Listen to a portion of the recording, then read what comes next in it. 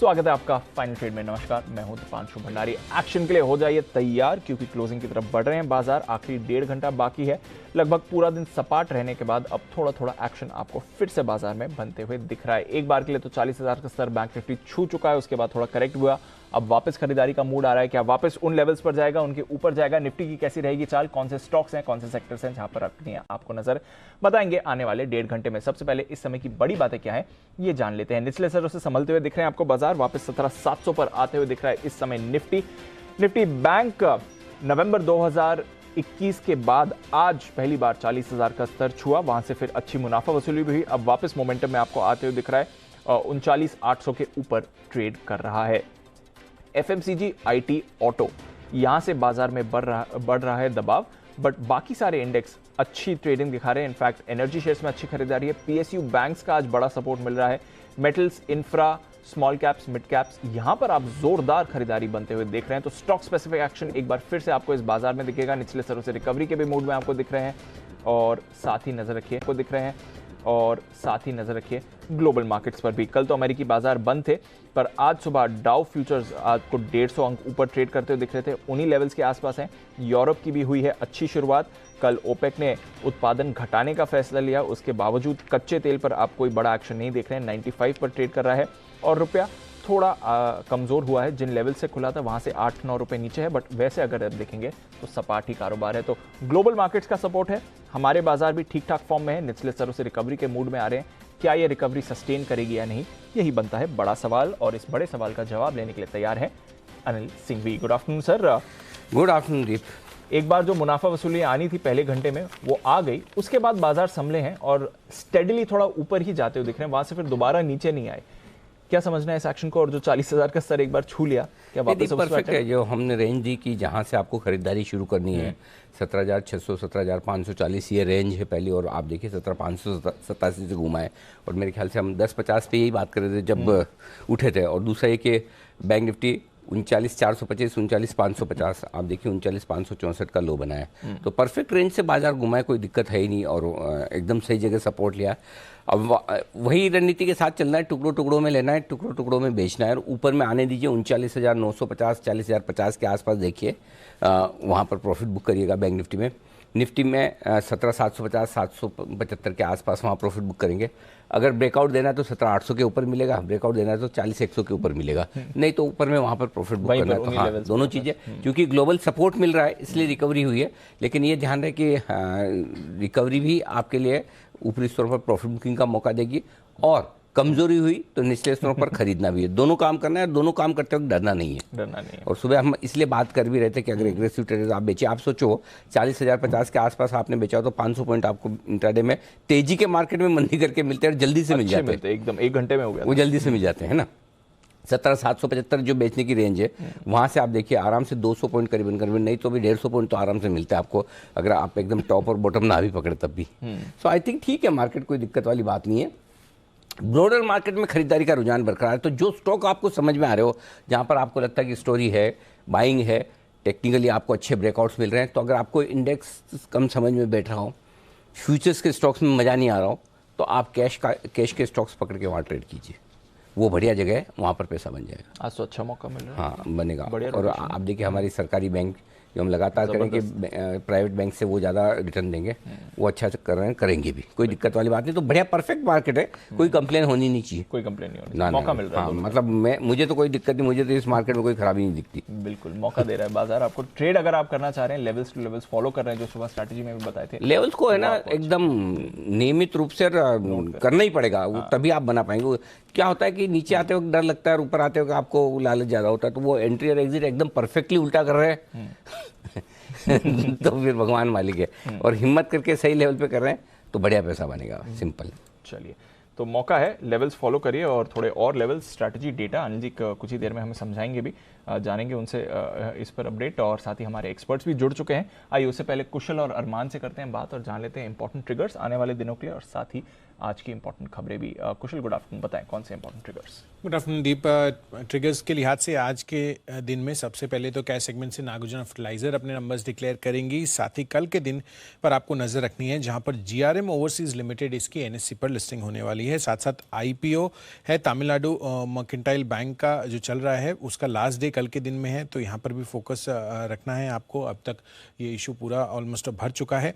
साथ ही गवर्नमेंट जो है वो आरबीआई और विभिन्न बैंक चीफ्स हैं उनके साथ बैठक करने वाली है इंटरनेशनल रुपी ट्रेड सेटलमेंट मैकेनिज्म को लेकर। साथ ही ग्लोबल इवेंट के लिहाज से आपको यूरोप के जो दूसरी तिमाही के जीडीपी डेटा हैं वो आते हुए दिखेंगे।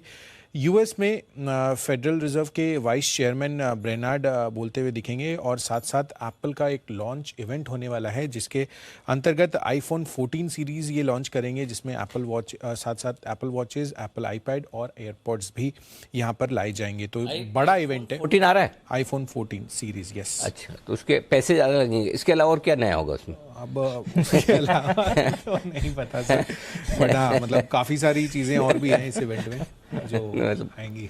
ये तो हमें पता है। हाँ। बिना कहे आपके बगैर ही हमने रिसर्च कर ली कि जो भी आप नया बताते हो उसमें पैसे ज़्यादा लगते हैं, पुराने वाले से और पुराने वाले से ज़्यादा ये लगते तो हैं। है। हाँ। वो कंपनी और आमतौर पर हर नया फ़ोन पुराने वाले से ज़्यादा भारी भी होता है। हाँ। ठीक है। तीसरी कोई चीज़ ये वो वैसा तो नहीं आ रहा जो एक सैमसंग का है, वो फोल्ड हो जाता गूगल स्क्रीन हो सकता है। चेक करते हैं सर। ठीक है, ओके। सो इसके अलावा 8 को जो यानी कि गुरुवार यहाँ पर राजनाथ सिंह जो डिफेंस मिनिस्टर हैं उनकी मीटिंग होने वाली है। जापान में वो विजिट करेंगे 2+2 डायलॉग के मीटिंग के लिए, तो यहाँ पर फोकस रखना है। साथ ही महिंद्रा एंड महिंद्रा पर फोकस रखिए।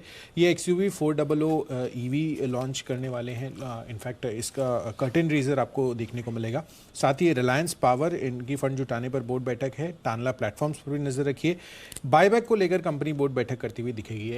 एक्स डेट होंगी मॉइल जिन्होंने फाइनल डिविडेंड दिया था। साथ ही BEML, इनका भी जो मर्जर हुआ था BEML लैंड एसेट्स का शेयर जो जारी किए गए थे उसकी भी एक्स डेट है। और साथ ही ये शेयर जो है ट्रेड सेगमेंट में अब आपको अवेलेबल होगा ट्रेडिंग के लिहाज से, रोलिंग सेगमेंट से। सोनाटा सॉफ्टवेयर बोनस शेयर जो जारी किए थे वो भी एक्स डिविडेंड ट्रेड करेंगे और बंसवारा सिंटेक्स के भी स्टॉक स्प्लिट की एक्स डेट है। जापान का दूसरी तिमाही का GDP डेटा आएगा ग्लोबल इवेंट के लिहाज से। और साथ ही मोस्ट इंपॉर्टेंटली ECB की ब्याज दरों पर आपको फैसला आता हुआ दिखेगा। इनफैक्ट फेड चेयरमैन पावेल साहब यहाँ पर एक पब्लिक इवेंट में बोलते हुए नजर आएंगे गुरुवार को, और यूरोप के जो ECB प्रेसिडेंट है क्रिस्टीन लगार्ड वो भी बात करेंगी। तो इन सभी जो मेजर ग्लोबल इवेंट्स हैं थर्सडे को, उस पर भी आपको फोकस रखना है। तो कुछ इंपॉर्टेंट ग्लोबल ट्रिगर्स भी हमारे सामने आ रहे हैं और हमारे बाजार के लिए भी इंपॉर्टेंट इवेंट्स हैं लाइंड अप। अरमान बताइए आज कौन सी हैं इंपॉर्टेंट खबरें? जी, सबसे पहले कल्पतरू पावर पर ध्यान रखिएगा क्योंकि 1345 करोड़ का इनको एक ऑर्डर मिलता हुआ दिखा है और ये जो मेट्रो रेल इलेक्ट्रिफिकेशन है उसके लिए जो है इनको ऑर्डर मिलता हुआ दिखा है। रेड गेन ट्रेवल पर भी ध्यान रखिएगा, इनको भी ऑर्डर मिला है। जजीरा एवरेस्ट से इनको ऑर्डर मिलता हुआ दिखा है और ये AI के जरिए प्राइसिंग इनसाइट्स जो है जो कि इनका कारोबार है उसके लिए जो है इनको ऑर्डर मिलता हुआ दिखा है। ब्लू स्टार कंपनी को भी 2 नए ऑर्डर मिलते हुए दिखे हैं और जो टोटल ऑर्डर है वो 390 करोड़ का है और ये बेंगलुरु मेट्रो रेल कॉर्पोरेशन से जो है इनको ऑर्डर मिलता हुआ दिखा है। फाइजर 30 रुपये प्रति शेयर जो अंतरिम डिविडेंड का ऐलान किया है, उसी के साथ साथ उन्होंने ये भी बताया है कि 30 सितंबर तक डिविडेंड का टोटल जो है वो भुगतान किया जाएगा। ड्रीम फोक्स सर्विसेज आज लिस्टिंग भी हुई थी और इनके नतीजे भी आते हुए दिखे हैं। नतीजे अगर आप देखेंगे तो बढ़िया आते हुए दिखे हैं। 1.4 करोड़ के घाटे से अगर आप देखेंगे तो लगभग 13 करोड़ के आसपास का इनको मुनाफा आता हुआ दिखा है। वही आय भी अगर वाई आधार पर देखेंगे तो लगभग 25 करोड़ से बढ़कर 160 करोड़। वहीं अगर आप क्यू देखेंगे तो लगभग 100 करोड़ से बढ़कर 160 करोड़ पर आती हुई दिखी है। उसके बाद कुछ बल्क डील्स है मेरे पास, जिसमें हेडसन एग्रो है जिसमें 27.2 लाख शेयर्स के कई सौदे किए गए हैं, 1.3% इक्विटी है। सिंजीन इंटरनेशनल 2.13 करोड़ के शेयर्स के सौदे किए गए हैं और वो 5.3% इक्विटी है। और अंत में PNB जिसमें 30 लाख शेयरों के कई सौदे किए गए हैं। ओके, तो ये है सारे के सारे स्टॉक्स जहां पर एक्शन है भरपूर आज, इस वजह से कि कहीं न कहीं खबरें हैं जो बाजार खुलने के बाद आई है या फिर वॉल्यूम्स के लिहाज से बड़ी ब्लॉक डील्स बल्क डील्स होती हुई दिखी है। आइए, एक्सपर्ट्स का दमदार पैनल आपके साथ तैयार है। कुणाल जी, राकेश जी, सुमित जी, नितिन जी, हिमांशु जी और सिमी जी सब हमारे साथ जुड़ चुके हैं। सिर्फ चोपड़ा साहब बाकी हैं जो थोड़ी देर में हमारे साथ कार्यक्रम में होंगे सम्मिलित। आप सभी का स्वागत है। शुरुआत नितिन जी आपके साथ करूंगा निफ्टी पर एक व्यू के साथ ही। और कल आपका जो क्लोजिंग वाले सेशन में 17,700 का कॉल ऑप्शन खरीदने की राय थी 111 रुपये में निफ्टी का, जब 17,665 चल रहा था लगभग इन्हीं लेवल के आसपास। 175 का टारगेट, आई एम श्योर सुबह सुबह काफ़ी मजबूती से उसके टारगेट मिले होंगे। एक बार जरा उस पर अपडेट दे, बताएं सर। निखिल जी, ओवरऑल जो डेटा इस वीक का बन रहा है वो पॉजिटिव साइड में है, क्योंकि परसों वीकली एक्सपायरी है और 2 दिनों से बहुत ज्यादा मूवमेंट नहीं हुई है।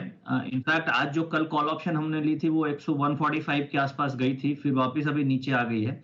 बट व्यू हमें पॉजिटिव रखना चाहिए, क्योंकि जब आज मार्केट नीचे गई थी 17,600 620 के आसपास, उस लेवल पे काफी बाइंग इंटरेस्ट डेटा में दिखा है। तो मुझे ऐसा लग रहा है कि नेक्स्ट जो एक्सपायरी आएगी परसों, उसमें हम लोग 17,800 की तरफ जाएंगे और बैंक निफ्टी 40,400 40,500 की तरफ जाएगी।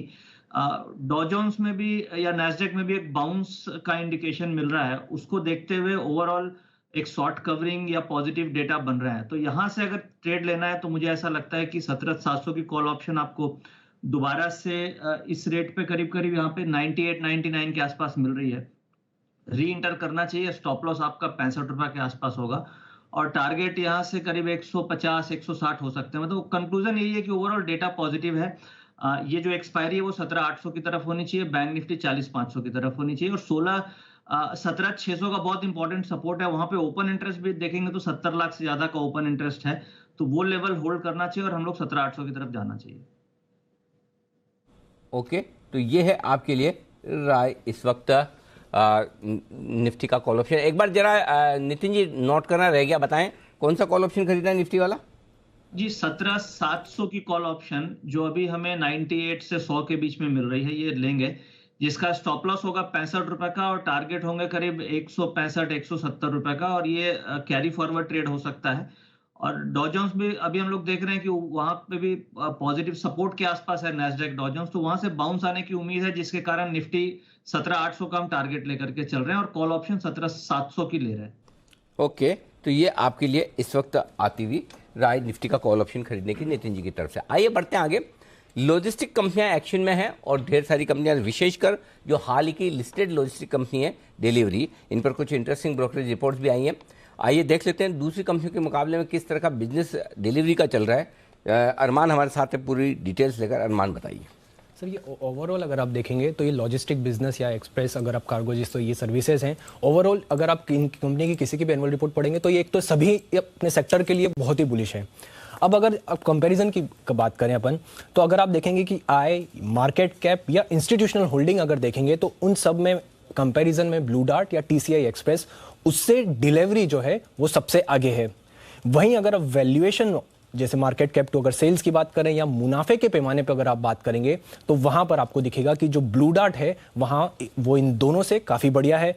वहीं अगर जो, क्योंकि इनके लिए एक पॉइंट होता है कि आप कितने पिन कोड्स या कोड्स पे आप आपकी डिलीवरी कितना करते हैं, उस हिसाब से अगर आप देखेंगे तो टीसीआई एक्सप्रेस है जहां पर सबसे ज्यादा वो लोकेशंस पे है। अब अगर आप जैसे चार्ट्स के टेबल्स के बेसिस पर आ जाएंगे अभी आप, तो डिलीवरी का अगर आप देखेंगे तो अगर कुल आय जो इनकी ट्रेलिंग 12 मंथ्स का अगर रेवेन्यू देखेंगे तो वो लगभग 6,200 करोड़ के आसपास का है। वहीं ब्लू डार्ट का देखेंगे तो 4,800, वहीं टीसीआई एक्सप्रेस है लगभग 1,150 करोड़ के आसपास का। पर अगर मुनाफे की अगर आप बात करेंगे तो मुनाफा देखिए ब्लू डार्ट का 470 करोड़ का है, वहीं टीसीआई एक्सप्रेस का 136 करोड़ का, और डिलीवरी का अगर आप देखेंगे तो लगभग 580 करोड़ का घाटा है। घाटा होने के बावजूद अगर आप वैल्यूएशन देखेंगे तो वैल्यूएशन डिलीवरी का सबसे ज्यादा है, मार्केट कैप टू सेल्स 7 का है। वहीं ब्लू डार्ट का मुनाफा ज्यादा होने के बावजूद भी जो उनका मार्केट कैप टू सेल्स है वहां पे 4.3 का है, और टीसीआई एक्सप्रेस का अगर आप valuation market cap to sales देखेंगे वो 6 का है। हालांकि अगर आप इंस्टीट्यूशनल होल्डिंग का, जैसा मैंने पहले बताया तो डिलीवरी में अगर आप इंस्टीट्यूशनल होल्डिंग देखेंगे तो वो सबसे ज्यादा आती हुई दिखी है, वो है 15% की, वहीं ब्लू डार्ट में 13.1%, और अगर टीसीआई एक्सप्रेस की अगर आप बात करेंगे तो वहां पर 10.7% का है। तो ओवरऑल कुछ पैमाने पर डिलीवरी का अगर आप देखेंगे तो उनका जो है वो एज में है, पर अगर मुनाफा देखें, वैल्यूएशन देखें, वहां पर आपको थोड़ा ब्लू डार्ट ज्यादा सस्ता दिखता है। ओके, तो ये है आपके लिए पूरे लॉजिस्टिक्स सेक्टर्स का अपडेट। आइए बढ़ते आगे, और अब वक्त है आपके लिए कुछ बिगुल का। कुणाल जी राकेश जी तैयार है चार्ट कॉर्नर के साथ।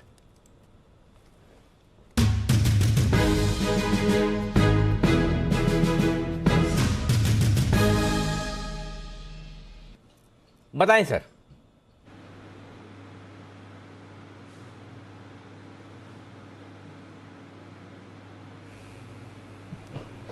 बंसल जी, क्या आप कुणाल जी को सुन पा रहे हैं?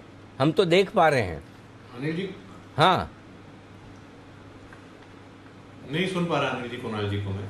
तो जो उनके होठ हिलते हुए दिख रहे हैं आपको, जो आमतौर पर जब किरण जी म्यूट हो जाते हैं दिख रहे हैं अनिल जी, दिख रहे हैं। हाँ, तो वजह क्या है? अनिल जी कुणाल जी ने घर पर भाभी जी को प्रॉपर टैक्स पे नहीं करा अनिल जी, सिर्फ होठ हिल रहे हैं, आवाज नहीं आ रही। अच्छा, किसने आवाज आ रही है? हमें तो सब कुछ आ रहा है, खाली ये है कि आप माइक बंद करके बैठे हैं, इस वो क्या बोलते हैं इसको, म्यूट वाला बटन दबा कर। नहीं अनिल जी, म्यूट नहीं अनिल जी, कोई तकनीकी गड़बड़ी रही होगी। म्यूट का बटन तो नजारा है अनिल जी, अभी तक भेज नहीं हुई उससे। अच्छा, टेक्निकल ग्लिच चार्ट्स पे आई है कुछ? सॉफ्टवेयर की परेशानी रही होगी अनिल जी। चलिए बताइए सर जी, अब शुरू कीजिए।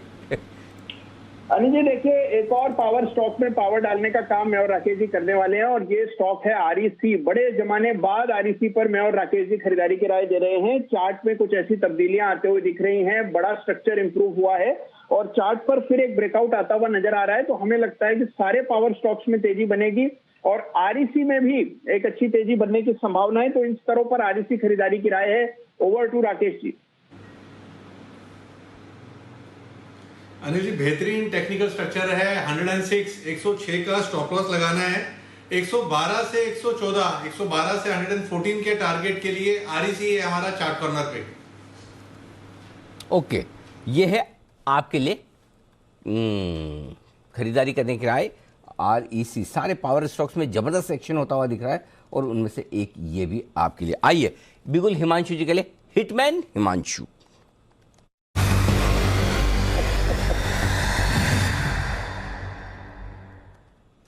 बताएं हिमांशु जी।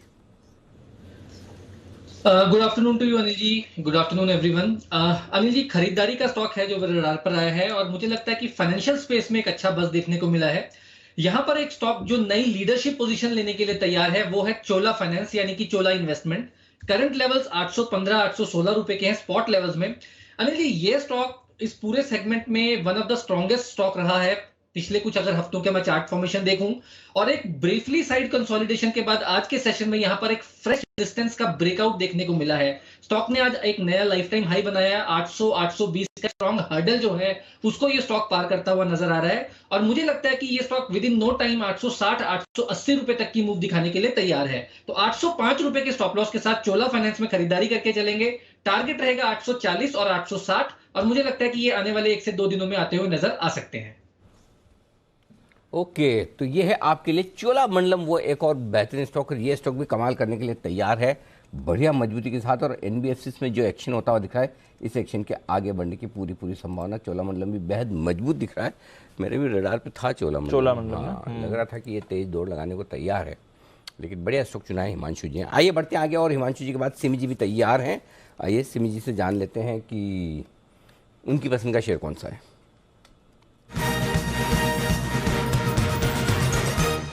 जी सिमी जी बताइए। Very good afternoon Anil ji. मेरा जो स्टॉक होगा वो कैश सेक्टर का, कैश सेगमेंट का ही है। आपका पूरा मतलब मैंने ये स्पीच सुन लिया था और तभी से मेरा कैश सेगमेंट पे ही फोकस है। अभी जो स्टॉक मैं देने जा रही हूँ 4 महीने का ब्रेकआउट दिया है। 4 महीने का ब्रेकआउट के बाद इसमें जो टारगेट्स निकल के आता है वो इसका रिसेंट हाई है।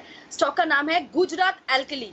स्टॉक देखिए कितना भाग रहा है। 4 महीने का ब्रेकआउट के बाद एक वीकली चार्ट में छोटा सा पेनन का आज ब्रेकआउट।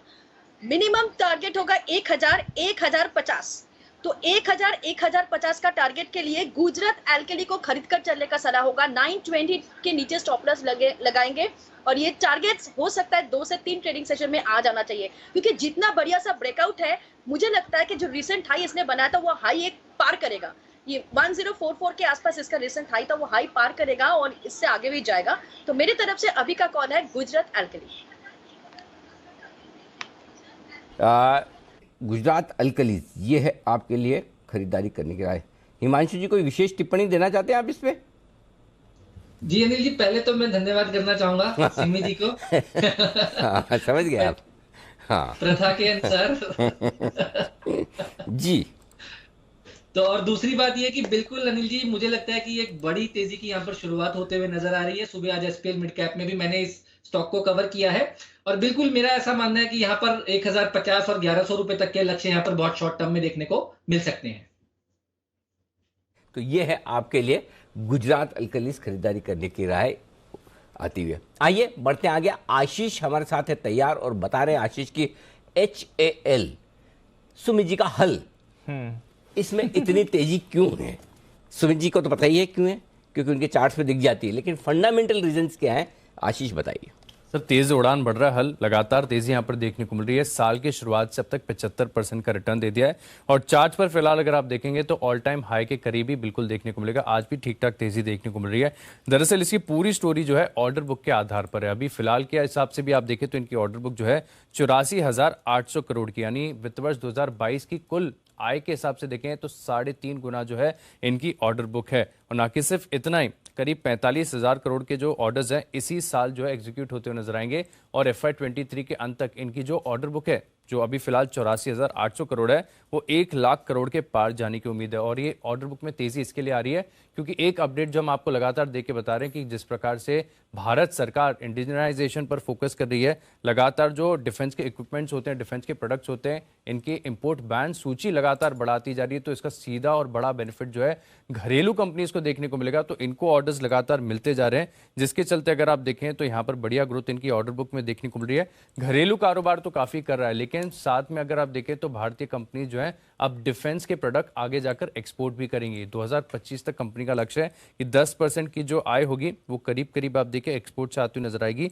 जिसके चलते अगर आप देखें तो करीब करीब सरकार ने 2,500 उपकरण की ऑलमोस्ट सूची तैयार कर दी है, जिनको पूरी तरीके से घरेलू कंपनियों से खरीदा जाएगा। आगे ये सूची और बढ़ती जाएगी, इसका ये असर देखने को मिल रहा है। साल की शुरुआत से अगर आप देखें तो करीब करीब 75%, 2 साल में 170% की तेजी स्टॉक में देखने को मिली है। फिलहाल ऑल टाइम हाई के करीब ट्रेड कर रहा है। ओके, तो ऑल टाइम हाई के आसपास ट्रेड करता हुआ HAL। चार्ट तैयार है सुमित जी, बोलने की जरूरत तो नहीं है ना? जी, और अनिल जी चार्ट के साथ साथ वो मुहावरा भी तैयार है जो 1200-1300 में बोला था। बताओ, रिवीजन कराओ सारे। जी बिल्कुल अनिल जी, और ज्यादा टाइम नहीं हुआ है, सिर्फ 4-5 महीने ही हुए हैं जब कहा था हाँ। कि जो बाय करेगा हल उसको आने वाले कुछ हफ्तों में, कुछ महीनों में मिलेगा अच्छा फल। मीठा फल 1300 पे कहा था। मीठा बोला था, अच्छा बोला था, मीठा बोला था। मीठा मीठा मीठा। याद पूरा रखते हम। हाँ बताए अनिल जी, 4-5 महीने के अंदर ही 1200-1300 वाला स्टॉक 2400 के पास तो आ चुका है। क्या बात है, वाह वाह। तो अच्छा खासा फल मिल रहा है सबको। अब इस फल को ट्रेल स्टॉप लॉस लगा के कैरी करते रहे और मिठास को और एंजॉय करते रहे। ट्रेलिंग स्टॉप लॉस बनेगा इसके अंदर 2280-2300 के पास, 2400 के ऊपर क्लोजिंग मिलने पे 2500 से 2550 तक के लेवल हल में देखने को मिल सकते हैं। Okay perfect. तो ये है आपके लिए हल पर राय आती हुई सुमित जी की तरफ से। बिगुल है तैयार नितिन जी के लिए निफ्टी के निशानेबाज।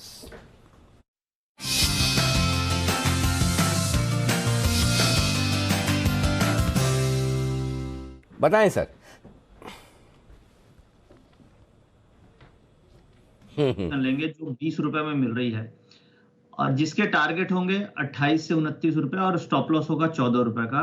अब जैसे कि व्यू ये बन रहा है कि बैंक निफ्टी यहां से मूव करेगी, निफ्टी में भी ऊपर का मूव आएगा, तो जो लीडरशिप मिल सकती है इस बार ICICI बैंक से मिल सकती है, क्योंकि उसके डेटा में कुछ आज चेंजेस दिख रहे हैं। तो अगर यहाँ से बैंक निफ्टी चली तो नेक्स्ट 2 दिनों में ICICI बैंक हो सकता है करीब करीब 900-905 की तरफ जाए। इसलिए हम 890 की कॉल ऑप्शन 20 रुपए में ले रहे हैं, जिसका 14 का स्टॉप लॉस होगा और 28 से 29 रुपए के टारगेट होंगे। ICICI बैंक में 890 रुपए वाला कॉल ऑप्शन खरीदिए 20 रुपए में, 14 का स्टॉप लॉस, 28 और 32 के टारगेट के लिए करनी है खरीदारी। निफ्टी हरे में और बैंक निफ्टी लाल निशान में, बिल्कुल कली के लेवल के आसपास, क्लोजिंग लेवल के आसपास ट्रेड करते हुए दिख रहे हैं इस वक्त। है इंटरेस्टिंग है मार्केट। आइए, इस बीच यूरोप में नेचुरल गैस की कीमतें 2 दिनों में बढ़ी है, थोड़ी सी, ज़्यादा नहीं, थोड़ी सी, सिर्फ 45%। 45% है, 4.5% है। डॉट कहीं भूल तो नहीं है नेहा, बीच में डॉट लगाना नहीं? 45% है पक्का 45% है। नेचुरल गैस की कीमतें 45% 2 ही दिनों में। तो कोई बड़ी बात और नहीं ये भी तब से जब मतलब हायर बेस पे, अब तो वो बेस पुराने वाला नहीं रहा, $4-5 वाला। सर 1 साल में 400% चली गई है, तो एक दिन में 30%, 40% भागना, अब इसके लिए साल भर पहले क्या दाम चलते थे अंदाज से? डॉलर मतलब क्या $4-5 रहे होंगे या कितने? $3 $3 $4 के अब क्या आसपास 20 से ऊपर हो गए? अभी प्राइसेस काफी ज्यादा है।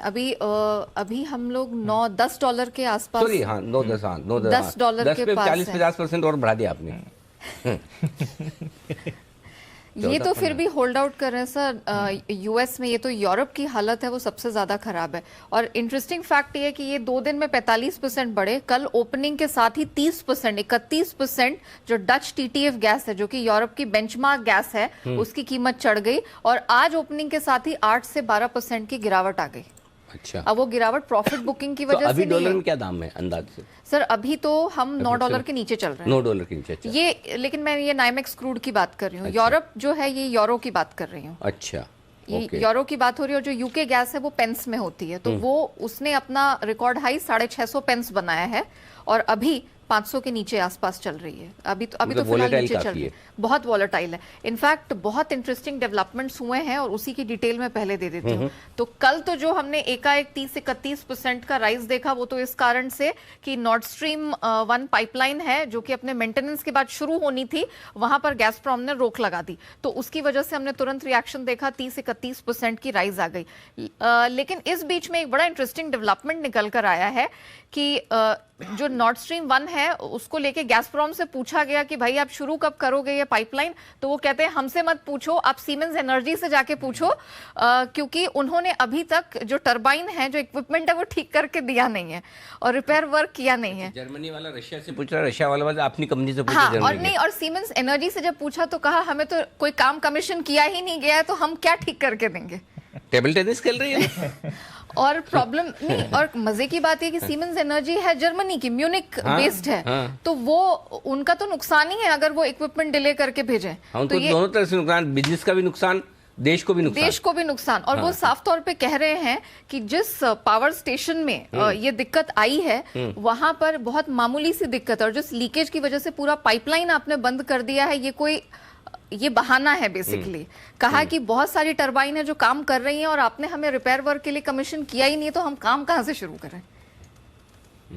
तो ये एक दोषारोपण हो रहा है, बहुत इंटरेस्टिंग डेवलपमेंट निकला है। लेकिन इस बीच जो सिर्फ आपको पता है, उन सब लोगों को भी पता है, यूरोप वालों को। आई एम श्योर सबको पता है और अभी जो देख रहे हैं हमें उनको भी पता चल जाएगा कि क्या खेल हो रहा है। विश्वास किसका करें?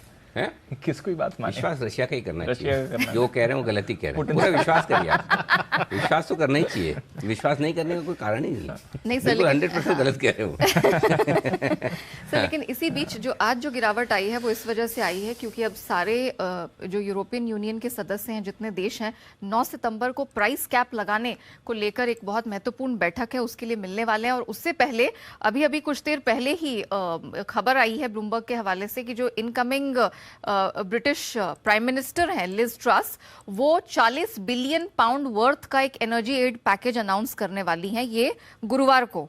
और उसमें बहुत से ऐसे एनर्जी बिल्स हैं जिस पर वो प्राइस फ्रीज अनाउंस कर देंगी। और मतलब जो भी बिल्स निकल कर आएंगे इलेक्ट्रिसिटी प्रोड्यूसिंग या पावर कंपनियों के, वहां पर होलसेल रिटेल प्राइस फ्रीज कर दिया जाएगा और जो बकाया है वो सरकार भरेगी। और सिर्फ ये ब्रिटेन ही नहीं, फिनलैंड, स्वीडन ऑलरेडी अपनी पावर कंपनियों के लिए क्रेडिट गारंटी $33 बिलियन वर्थ का अनाउंस कर चुके हैं। और अब एक बड़ी बैठक होने वाली। इनफैक्ट खबर तो ये भी आ रही है कि शायद जो पावर डेरिवेटिव ट्रेडिंग है उस पर कुछ समय के लिए हॉल्ट लगा दी जाए। जो EEX इनका बड़ा बेंचमार्क है, पावर ट्रेडिंग एक्सचेंज है, वहां पर सस्पेंड किया जा सकता है क्योंकि ये इनके लिए बड़ी दिक्कत की बात हो गई है। तो ये कुछ डेवलपमेंट्स हैं जो बनते दिख रहे हैं, जिस कारण से हमने ये इमीडिएट कूल ऑफ आते देखा है कि अब यूरोपीय सरकारें हैं वो अपने अपने देशों को बचाने के लिए, एनर्जी प्राइसेस को कंट्रोल करने के लिए, गैस प्राइस को कंट्रोल करने के लिए कदम उठा सकती है। लेकिन इसी बीच सिटी रिसर्च की एक थोड़ी सी डराने वाली फोरकास्ट निकल कर आई है। वो मान रहे हैं कि इस साल के आखिरी क्वार्टर से लेकर नए साल के पहले क्वार्टर तक % तक ऊपर भाग सकते। मान रहे हैं कि जो $65 के आसपास यूरोपीय गैस की कीमत चल रही है डच TTF, वो बढ़कर $120 प्रति MMBTU तक जा सकती है। तो हालत काफी खराब है। लेकिन अब देखना होगा कि यूरोप है वो क्या अब प्लान लेकर आता है एनर्जी क्राइसिस से निपटने के लिए। लेकिन ये आ रही है, ब्लूमबर्ग के हवाले से खबर आ रही है, हालांकि अभी तक ऑफिशियल नहीं, लेकिन ब्लूमबर्ग पर आ रही है कि ब्रिटिश प्रधानमंत्री, जो नई प्रधानमंत्री लिज ट्रस, उन्होंने एक राहत पैकेज देने की योजना बनाई है। और वही जो आप कह रहे थे 400 million pound, right? 40 billion pound. Sorry 40 billion pound, 4000 crore pound, 40 billion pound का राहत पैकेज लेकर आ रही है। इसी खबर का इंतजार है। ये खबर अब बस थर्सडे को इस पर बैठक होगी और वो अनाउंसमेंट कर देंगे और क्या क्या कहाँ कौन कौन सी कंपनियों के लिए प्राइस फ्रीज अनाउंस होगा वो यहाँ पर ऐलान करने वाली है। लेकिन मोटे तौर पर जितनी इलेक्ट्रिसिटी प्रोड्यूसिंग कंपनीज हैं उस पर ये राहत पैकेज जाएगा और माना जा रहा है कि कुछ गैस बेस्ड पावर प्लांट्स को शायद बंद कर दिया जाए कुछ समय के लिए। तो ये तो यूरोप का एक प्लान है, लेकिन ब्रिटिश प्लान गुरुवार को आ जाएगा तो इसका इंतजार रहेगा। लेकिन फिलहाल तो ये खबर डेवलपिंग स्टोरी है। 40 बिलियन पाउंड का पैकेज आ रहा है, बड़ी बात है अनिल जी। इनफैक्ट आज खबर आई थिंक ये भी थी, जर्मनी भी कुछ प्लान कर रहा है 100 बिलियन यूरो का रिलीफ पैकेज। तो 4.25 लाख करोड़ हमारे भारतीय रुपए में अगर कन्वर्ट करें तो 4.25 लाख करोड़ बड़ा पैकेज है। बड़ा package Finland Sweden already announce कर चुके हैं। से वो एक अब बड़ा सवाल है कि उगाएंगे कहाँ से। लेकिन है तो ठीक है, अब नई प्रधानमंत्री आई, उन्हें कुछ तो करके दिखाना ही है ना भाई, उसमें तो सवाल ही नहीं। तो रिप्लेसमेंट हुआ है तो ठीक है, पैसे कहाँ से आएंगे तो देखे जाएंगे, बट ठीक है। वैसे ही ना हो जाए बोरिस जॉनसन जैसी, वो भी कहते कुछ से करते कुछ और से। क्या करेंगे, पैसे भी तो होने चाहिए देने में। तो अब मतलब जैसे मेरा बस चले तो मैं आपकी मेरी सबकी समझ तो होंगे साथ में खुश हो जाओ। कुछ नहीं तो हंसी तो ख्याल अच्छा है। अच्छा तो लगा ना बहुत सुन के। देखो कुशल को भी मजा आ रहा है। कुशल अच्छा लगा? ऑफ कोर्स किस चीज को कुशल इसमें शामिल होंगे? हाँ ऑफ कोर्स।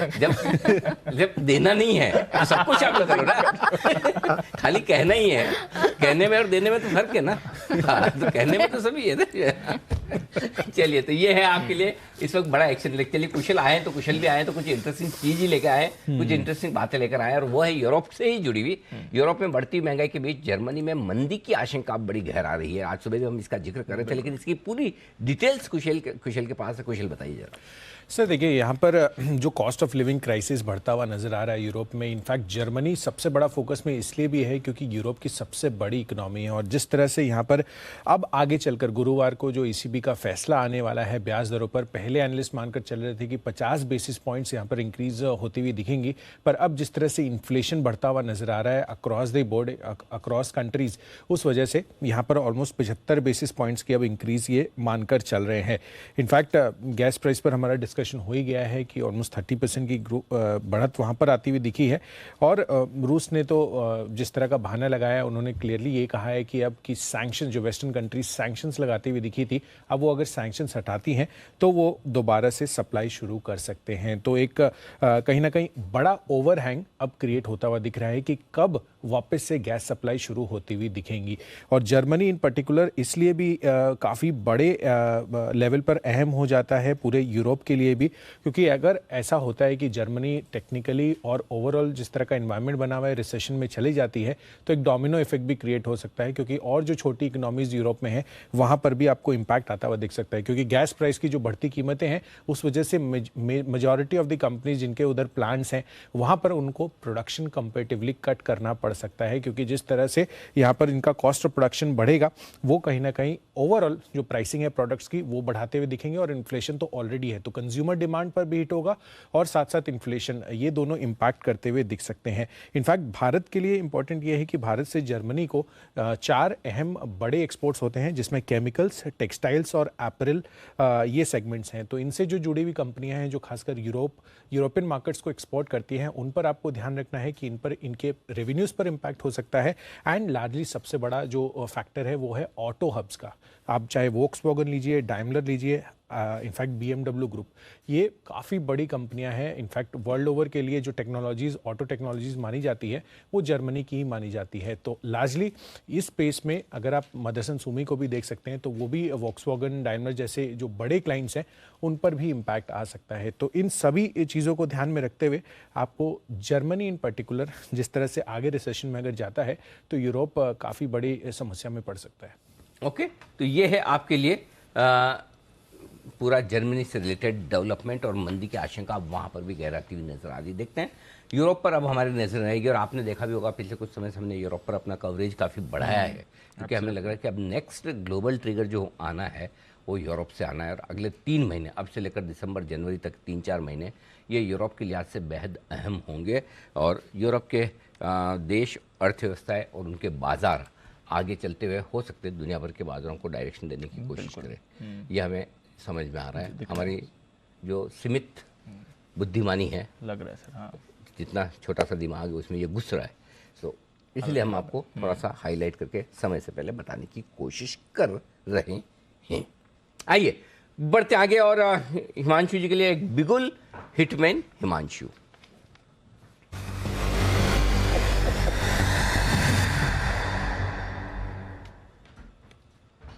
बताइए हिमांशु जी। अनिल जी, सीमेंट स्टॉक्स में भी कुछ अच्छी खरीदारी देखने को मिल रही है आज के सेशन में, और यहाँ पर जो एक स्टॉक जो एक अच्छी रिलेटिव स्ट्रेंथ पिछले कुछ दिनों से भी दिखा रहा है, ये है अंबुजा सीमेंट।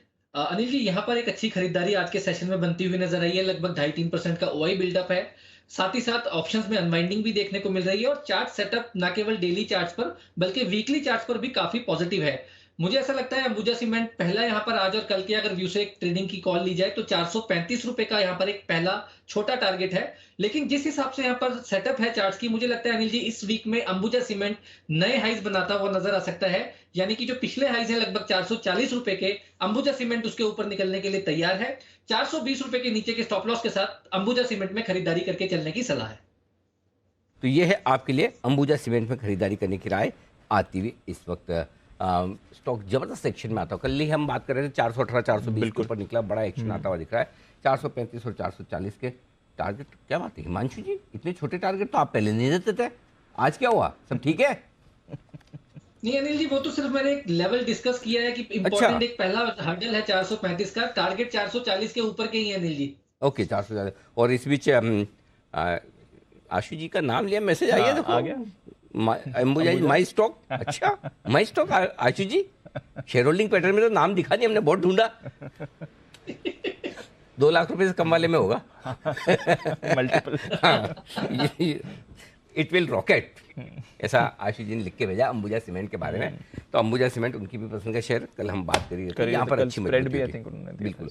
आइए थोड़ा लेट हो गए, जल्दी से बिल्कुल सेठी साहब के लिए सदाबहार सेठी साहब की शॉर्ट टर्म पिक्स, उसके बाद कुणाल जी, राकेश जी भी तैयार हैं, सुमित जी भी तैयार हैं, सब लोग पहले सिमी जी भी तैयार है। अच्छा इन सब के साथ बड़े बड़े दिग्गजों के साथ मैं भी थोड़ा सा तैयार हूँ, लेकिन पहले सेठी साहब। सेठी साहब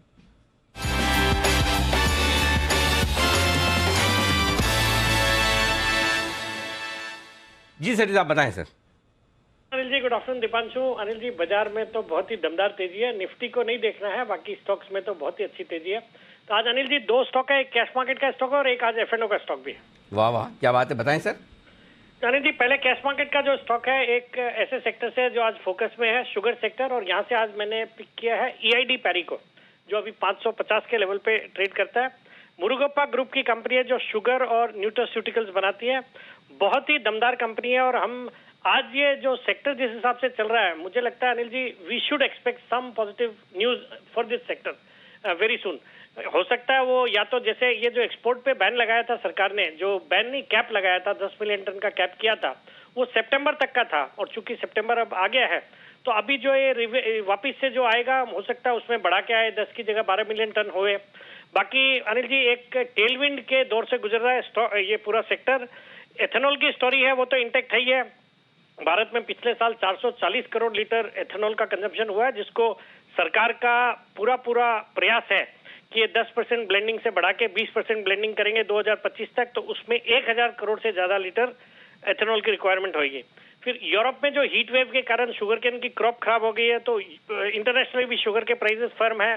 फेस्टिव सीजन की जबरदस्त डिमांड रहती है शुगर की, और ये कंपनी तो बैलेंस शीट के लिहाज से बहुत ही सॉलिड कंपनी है। जून क्वार्टर बहुत अच्छा था, 493 करोड़ का PAT versus 278 crore year on year, और बाकी वैल्यूएशन के लिहाज से सस्ता, और वैल्यूएशन के लिहाज से वैसे तो और भी सस्ता है।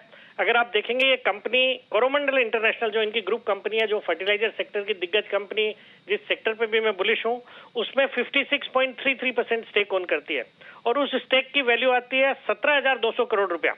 जबकि इस कंपनी की खुद की मार्केट कैप आज सिर्फ 9,700 करोड़ रुपए है। तो मतलब बहुत ही डीपली अंडरवैल्यूड स्टॉक है, बहुत अच्छी कंपनी है। मुझे लगता है इस स्टॉक को, और ये ब्रांडिंग करके भी शुगर बेचते हैं, इनके ब्रांड्स है जिसके कारण इनके मार्जिन भी बेटर है। तो इस स्टॉक में खरीदारी करने की सलाह, 575 का शॉर्ट टर्म टारगेट, 540 का स्टॉप लॉस। ओके, तो ये है आपके लिए EID पेरी, जो लगभग सबका पसंदीदा स्टॉक है हमारे पैनल पे। सीरीज आपको पसंद है, फंडामेंटली भी खरीदारी करने की राय। सीरीज आप बताएं सर, दूसरा स्टॉक। दूसरा F&O का स्टॉक अनिल जी आज एक मेटल स्टॉक है। स्टॉक का नाम है नाल्को, नेशनल एल्यूमिनियम। इसके सितंबर फ्यूचर्स जो 79 के आसपास अभी ट्रेड कर रहे हैं, उसमें खरीदारी करने की सलाह है। आज पूरा मेटल सेक्टर ही अच्छा कर रहा है, कल भी अच्छा था, और आज इंटरनेशनली हम देख रहे हैं एल्यूमिनियम, कॉपर सबके प्राइसेस अच्छे हैं, फर्म अप हुए हैं। तो मुझे लगता है ये जो मेटल सेक्टर है जो काफी दिनों से पिट रहा है, वहां पे अब एक रिकवरी के लिए बिल्कुल तैयार है। और खास करके जो नॉन फेरस मेटल कंपनीज है, जैसे ये नाल्को है, हिंडाल्को है, वेदांता है, इन सबको ज्यादा फायदा होना चाहिए। नाल्को की जहां तक बात है, ये एक इंटीग्रेटेड प्लेयर है जो कि बॉक्साइट है, एल्यूमिना है, एल्यूमिनियम है, सब बनाती है, और उसके कारण ये दुनिया की one of the lowest cost producer है। बाकी हमने हाल ही में देखा यूरोप और चाइना में कई सारे एल्यूमिनियम प्लांट्स बंद हुए हैं गैस की शॉर्टेज की वजह से, पावर क्राइसिस की वजह से, तो उसका भी फायदा इंडियन जो मेटल कंपनीज है इनको होना है। सॉलिड फंडामेंटल्स वाली कंपनी है, जीरो डेट है, अच्छे return ratios, return on equity close to 24-25%। तो इस स्टॉक में भी खरीदारी करने की सलाह है। मेरा इसमें शॉर्ट टर्म टारगेट है 85 रुपीज का, और 76 का स्टॉप लॉस रखना। 76 का स्टॉप लॉस, 85 का टारगेट। नाल्को जो पसंद है बसीन साहब को भी, आज सुबह पिक्स में बसीन साहब ने 3 मेटल स्टॉक दिया, और उसमें सबसे पहले नाल्को, और अब सेठी साहब की तरफ से भी खरीदारी की राय। तो मेटल स्टॉक्स में शानदार रिकवरी आती हुई दिख रही है आज के सेशन में। ओके, एक दिन ऊपर एक दिन नीचे, एक दिन ऊपर एक दिन नीचे, वैसा चलता है मेटल शेयरों का काम, और अभी तेजी का माहौल बन रहा है इस वक्त। आइए 2:30 बजे वाली स्ट्रेटजी कर ली जाएगी। हाँ सर, बिल्कुल, आइए।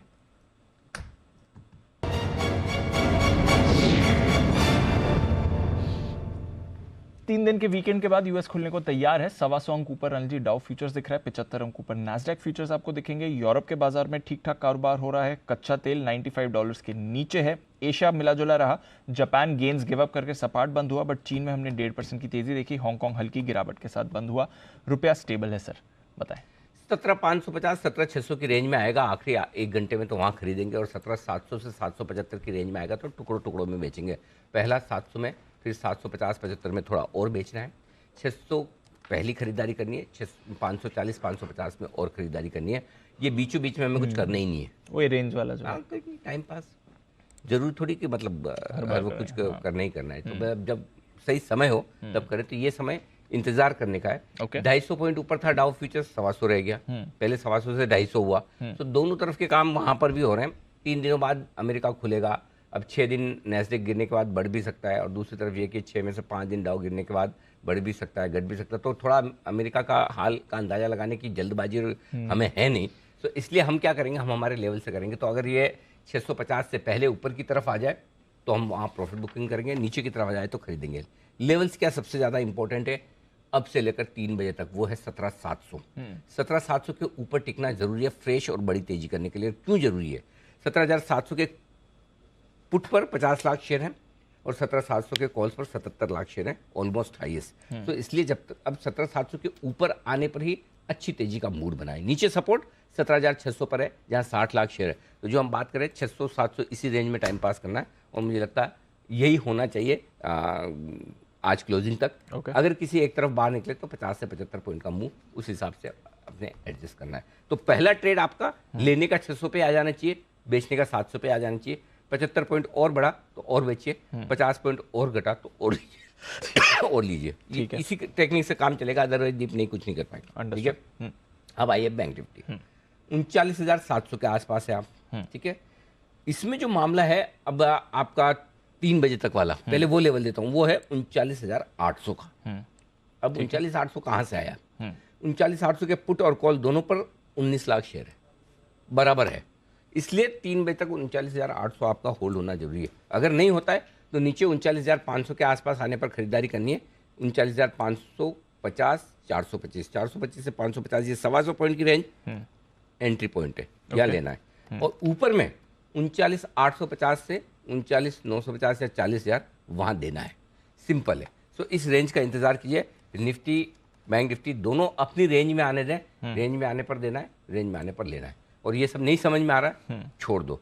कैश मार्केट के स्टॉक्स में या फ्यूचर्स में स्टॉक स्पेसिफिक एक्शन पे दिमाग लगाओ, वहीं पे भरपूर काम हो रहा है, बस वहीं सोच लीजिए, ठीक है? ये बेहतर होगा ज़्यादा आपके लिए। आइए बढ़ते आगे, बिगुल का सिलसिला करते हैं शुरू, क्योंकि ढेर सारे हैं। नितिन जी के लिए बिगुल निफ्टी के निशानेबाज।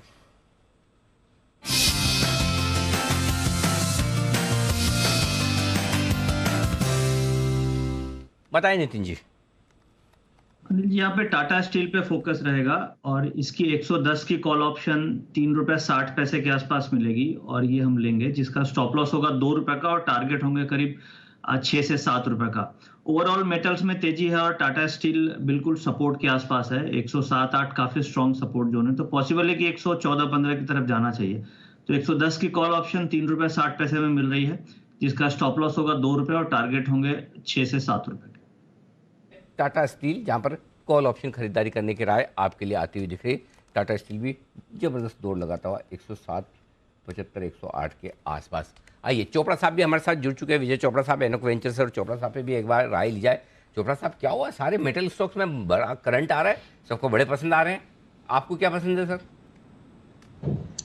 सर, मेटल्स के लिए तो मैं हमेशा से ही बुलिश रहता हूं और आप जानते हैं मेरे व्यूज़ मेटल्स के बारे में। मुझे लगता है मैं कमोडिटी के सुपर साइकिल में है और ये सुपर साइकिल कोई 2, 4, 5 साल का नहीं होता है, ये 10-20 साल का होता है। तो मेटल्स बहुत अच्छा करेंगे अगर कोई बहुत ही लंबी अवधि तक लेके चलता है तो मेरा पहला पिक इसमें हिंडाल्को है और मुझे लगता है Hindalco, Vedanta, Tata steel, JSW steel खास करके, तो ये कंपनी बहुत अच्छा करेंगी और जिंदल स्टील एंड पावर जो है वो भी अच्छा करेगी। अभी सेठी साहब नाल्को के बारे में बोल रहे थे, इन्होंने कहा था चीपेस्ट प्रोड्यूसर है।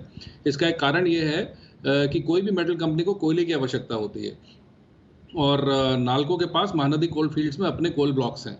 अगर आपको याद हो, आई थिंक पिछले साल मैंने 40 रुपए करीब पे इसको 39 पे इसको रिकमेंड किया था और मुझे लगता है कि लंबी अवधि के जो खिलाड़ी हैं जो उसको 3-4 साल 5 साल होल्ड कर सकते हैं, इससे कोई बड़ी बात नहीं होगी कि ये 200 का भाव भी दिखे। तो जो भी टॉप रंग कंपनीज हैं जिन पे डेट का बहुत ज़्यादा ओवरहैंग नहीं है, और मुझे लगता है बहुत सारी मेटल कंपनीज ने अपने सारे पाप धो लिए हैं पिछली तेजी में, क्योंकि मेटल्स ने जिस तरीके से स्पाइक किया कोविड के दौरान, तो काफ़ी जो डेट रिटन कंपनीज थी वो काफ़ी हद तक अपना कर्जा कम कर चुकी हैं या ख़त्म कर चुकी हैं और प्रॉफिट जो है वो बैलेंस शीट पे दिखना शुरू हो गया है। तो मेटल्स मुझे खास करके बहुत अच्छे लगते हैं।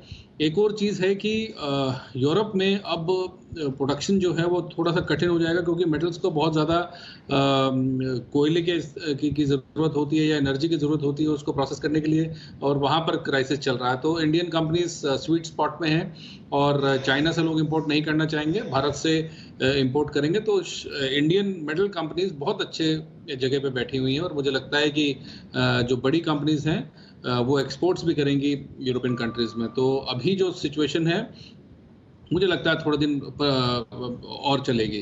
अनिल जी, आपको याद होगा पिछले हफ्ते ही इसी शो पे मैंने एक बात बोली थी कि पुतिन जो है वो मौका नहीं छोड़ेंगे इस जियोपॉलिटिकल क्राइसिस का फ़ायदा उठाने के लिए, और मुझे लगता है ये सर्दियों तक खींच के लेके जाएंगे और सारे के सारे जो सैंक्शंस यूरोपियन कंट्रीज़ ने लगाए हैं और US ने लगाए हैं वो उसको काफ़ी हद तक हटवाएंगे और तभी ये लड़ाई बंद होगी। तो मुझे ऐसा लगता है कि यहाँ से भी थोड़ी परेशानी बढ़ सकती है अगले आने वाले 2-3 महीनों में, बहुत मेजर इन्फ्लेशन इश्यूज आएंगे। ठीक बात है। तो ये है आपके लिए मेटल शेयरों पर राय चोपड़ा साहब की तरफ से। चोपड़ा साहब से सीमेंट शेयरों पर भी राय लेनी है, उनके लिए भी मैं फिर से लौटूंगा, लेकिन तब तक आइए, अगर भसीन साहब तैयार है तो उनसे मुलाकात कर लेते हैं, नहीं तो बिगुल की तो हमारे पास लाइन लगी हुई है जल्दी से। तब तक सुमित जी के लिए एक बिगुल, सुमित का सुपर हिट।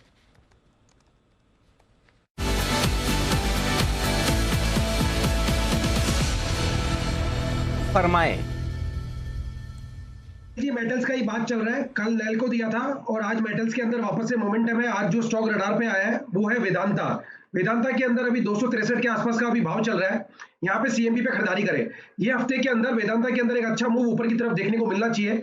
जैसे ही परसों का हाई निकलेगा जो कि 265-50 के आसपास है, उसके बाद स्टॉक में एक मोमेंटम बनेगा और 270 रुपए से लेके 274 रुपए तक के लेवल वेदांता के अंदर 4 से 5 दिन के अंदर देखने को मिल सकते हैं। यानी 10 रुपए का मूव मेरे को लगता है कि 4 से 5 दिन के अंदर वेदांता में यहां से ऊपर की तरफ देखने को मिलना चाहिए। यहाँ पे CMB पे खरीदारी करें, 256 रुपए का नीचे पे स्टॉप लॉस लगाए, 270 रुपए इसका पहला टारगेट बनेगा। 270 का लेवल निकलने के बाद 274 रुपए तक का मूव एक हफ्ते के अंदर वेदांता में देखने को मिल सकता है। खरीदारी करें वेदांता। तो ये है आपके लिए वेदांता में खरीदारी करने की राय इस वक्त आती हुई सुमित जी की तरफ से। आइए अब फिर से मुलाकात करने का वक्त है बसीन साहब से।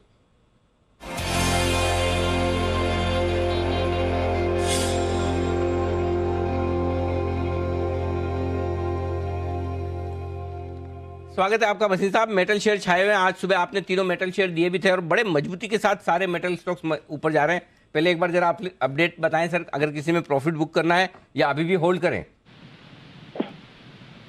बिल्कुल बिल्कुल अनिल जी, देखिए कलकत्ता से भी सिमी जी से मिलके मैंने आपको वेदांता दिया था 57-58 में फ्राइडे को, अगर आपको याद है क्लोजिंग सेशन में, और 57-58 से सेल भी कहा था कि बने रहिए। देखिए क्या रंगत है, सुबह मार्केट कहीं नहीं गई, लेकिन जिंदल स्टील, टाटा स्टील और नैल्को तीनों आउट पर। सर अभी तो शुरुआत है और मिड कैप और छोटे जो बैंक्स है आउट पर, छोटे जो ये स्टॉक्स हैं ये आउट परफॉर्म करेंगे क्योंकि वैल्यूएशन बहुत अच्छी है। तो ट्रेडिंग स्टॉप लॉस जरूर रखिए क्योंकि हमने भी कुछ कमाना है, लेकिन प्रॉफिट बनाते जाइए और पोजीशन बनाते जाइए। The broader market is now selling you के मार्केट में अब चेंज ऑफ, जिसे कहते हैं ना चेंज ऑफ सेक्टोरल जो चल रहा है। मैंने आपको कई दिन से कहता था 360-65 में अंबुजा विल बी री रेटेड जब वो अडानी के पास जाएगा। देखिए अनिल जी क्या भाव आ गया। तो कुछ तो लॉन्ग टर्म कॉल्स बहुत बढ़िया है। Vedanta, SAIL, NALCO, Tata steel, Jindal steel, now 1% below this should be your stop profit.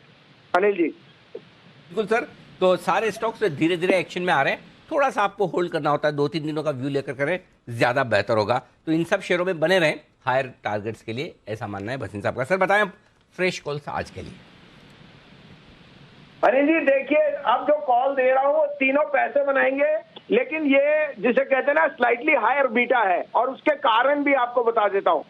सबसे पहले लीजिए PNB. PNB has under perform this market. 80 रुपए की बुक वैल्यू पे आज बैंक ऑफ बड़ौदा और स्टेट बैंक और कैन बैंक कहाँ पहुंच गए, जबकि एसेट्स पीएनबी के पास नॉर्थ में सबसे ज्यादा है। और बता दूं पावर में सबसे ज्यादा एक्सपोजर पीएनबी का। इनफैक्ट मैं ये कह सकता हूं कि इस क्वार्टर में PNB might come out with record profit because power में राइट बैक और उनकी जो नेट इंटरेस्ट इनकम्स है दैट इज वेरी स्ट्रांग। तो सबसे पहले आज 37 रुपए पे पीएनबी लीजिए, स्टॉप लॉस ऑफ 36-40 पहला टारगेट होएगा। एक्चुअली तो पीएनबी 45-48 तक जाएगा जो उसके प्रीवियस हाई थे, लेकिन 40 से कम बेचिए मत।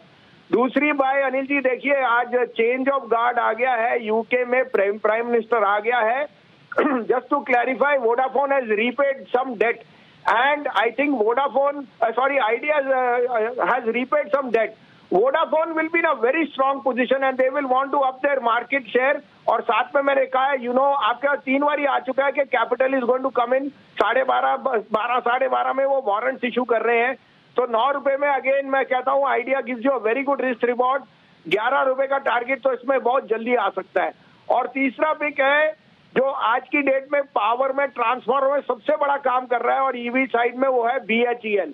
60-60.5 में लीजिए, स्टॉप लॉस ऑफ 58-65 का टारगेट। तो ये तीनों छोटे नेम है, लेकिन ये पैसा आपको जरूर बनाएंगे और अच्छा पैसा बनेगा। ये छोटे स्टॉक सर, इसमें आराम से अगर आपको फ्यूचर्स नहीं भी खरीदना है तो आप डिलीवरी ले सकते हैं। सबसे बड़े आराम ये है।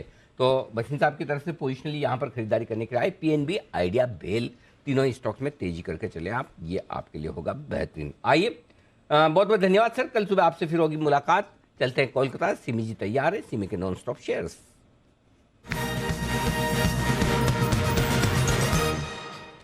जी सिमी जी। अनिल जी आज का जो आफ्टरनून शो में पहले मैंने कॉल दिया था गुजरात एल्केलिस पर, अभी ये डे हाई पर है और अभी जो मैं देने जा रही हूँ वो लगातार 1 साल से आउट परफॉर्म कर रहा है पूरा मार्केट को। पहले बार मेरा रडार पर आया था जब ये स्टॉक 55-57 के आसपास था, जुलाई 2021 पर। स्टॉक आज 350 के ऊपर बढ़िया सा ब्रेकआउट दिया है और इस ब्रेकआउट के बाद इसका जो नेक्स्ट टारगेट आता है वो 400 से 410 का आता है मिनिमम, उसके बाद 430 भी आता है। नाम भी बता दो, बहुत सस्पेंस हो गया, रहा नहीं जा रहे बीच में। नाम है मिर्जा इंटरनेशनल। मैंने नाम नहीं बताया, मैंने तो वो सोचा ही नहीं। मिर्जा इंटरनेशनल ये स्टॉक जुलाई 2021 में मैंने पहली बार जी में दिया था मेरा कॉल, 57 के आसपास भाव था तब। स्टॉक में आज बहुत ही बढ़िया सा ब्रेकआउट देखने को मिला है 350 के ऊपर, अभी 357 के आसपास आ चुका है। मुझे लगता है कि जो जितना बड़ा ब्रेकआउट है उसका मिनिमम टारगेट 375 से 80 का होगा, जो कि मुझे लगता है कि आज से कल के बीच में हो जाना चाहिए। और आने वाले नेक्स्ट 10 दिन के लिए मैं होल्ड करने के लिए कहूंगी, क्योंकि इतना बढ़िया सा ब्रेकआउट और स्टॉक लगातार एक साल से आउट परफॉर्म करता रहा मार्केट को, तो ये स्टॉक अभी यहाँ से भी चलेगा। 410 से 425 का नेक्स्ट टारगेट के लिए, नेक्स्ट 10 दिन का टारगेट के लिए मिर्जा को खरीद कर चलिए। और इसलिए मैं इसमें जोर दे रही हूँ क्योंकि इसमें स्टॉप लॉस बहुत ही छोटा सा है। 340 का स्टॉप लॉस के साथ 410 से 425 का टारगेट के लिए 10 से 12 ट्रेडिंग सेशन में मिर्जा इंटरनेशनल को खरीद कर चलने का सलाह होगा। तो मिर्जा इंटरनेशनल खरीद कर चले, ये है आपके लिए सिमी जी की राय। 400 के ऊपर के टारगेट्स आ रहे हैं, बड़ा कन्विक्शन है इस काउंटर पर। आइए चार्ट कॉर्नर चलते हैं राकेश जी कुणाल जी के पास।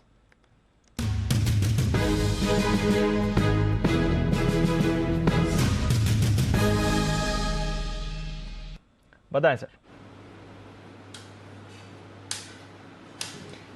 दीपांशु, एक रिकवरी हम सारे ही मेटल स्टॉक्स में देख रहे हैं और एक चार्ट जो मैंने और राकेश जी ने चुना है वो है स्टील अथॉरिटी यानी कि सेल का। अब इस चार्ट में विशेष ये है कि यहाँ पर एक पैटर्न बन रहा है जिसको सिमेट्रिकल ट्रायंगल पैटर्न कहते हैं और हमें लगता है कि इस पैटर्न के दम पर सेल में आपको ज़बरदस्त तेज़ी देखने को मिलेगी, तो इन स्तरों पर सेल को बाय करें। Over to Rakesh. अनिल जी, बड़े चार्ट पर एक बड़ा रिवर्सल है सेल के अंदर। काफी लोग ऊपर में 125 130 के राउंड लेके फंसे हुए हैं, तो चार्ट पर जो रिवर्सल है वो ये संकेत कर रहा है कि जो जिन्होंने ऊपर लिया हुआ है यहाँ पे एवरेजिंग का समय आ रहा है। और ट्रेडिंग के नजरिए से देखें तो 79 का स्टॉप लॉस है, 87 88 का टारगेट है और सेल को मिस नहीं करना चाहिए। सेल है हमारा चार्ट कॉर्नर पिक। तो सेल है चार्ट कॉर्नर पिक और इस पर भी एक अच्छी मूव आ रही है। ये यही बचा था मेटल काउंटर से। हाई बीटा मेटल्स की अगर बात करें, वेदांता कवर हो गया, नाल्को पर हमने राय ले ली, टाटा स्टील कवर हो गया। अब बात है सेल की। और जेएसपीएल भी हो गया था। जेएसपीएल सुबह भसीन को हो गया था।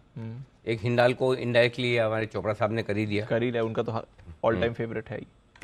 तो वहां पर भी आपको एक्शन आ गया। अच्छा, चोपड़ा साहब से अपने बात हुई थी ना, सीमेंट शेयरों पर भी चोपड़ा साहब से राय लेनी। चोपड़ा साहब, कुछ खरीदने का इरादा रखते हैं आप? ये सीमेंट में बहुत अच्छी कंपनीज हैं। आप ऑलरेडी अंबुजा के बारे में बात कर चुके हैं और इसके साथ साथ एसीसी भी है। एक चीज़ मैं बोलना चाहूँगा, टेक्निकल चार्ट्स पे एसीसी में गोल्डन क्रॉस भी बन रहा है, तो मुझे लगता है कि एसीसी भी एक अच्छा कंटेंडर है अंबुजा के साथ साथ तेज़ी करने के लिए। इसके अलावा रैमको सीमेंट मुझे अच्छा लगता है, जो कि साउथ बेस्ड कंपनी है। इंडिया सीमेंट्स के बारे में मैं कुछ कहना चाहता हूँ। इंडिया सीमेंट अब अपना नॉर्थ में एक्सपेंशन करने का प्लान कर रहा है, तो मुझे लग रहा है इंडिया सीमेंट्स भी अच्छा करेगा। और मुझे ऐसा लगता है पोस्ट मॉनसून जनरली सीमेंट के पूरे स्टॉक्स में और सेक्टर में अच्छी तेज़ी बनती है, क्योंकि जो प्रोजेक्ट्स रुके होते हैं इंफ्रा स्पेस में या कंस्ट्रक्शन में या हाउसिंग में, वो तेज़ी से काम शुरू होता है। सितंबर से लेके मार्च अप्रैल के बीच में बहुत अच्छा पिकअप होता है सीमेंट स्पेस में। और रीज़न उसका ये है कि बजट एलोकेशंस जो होती हैं वो बजट एलोकेशंस भी पूरी करनी होती हैं।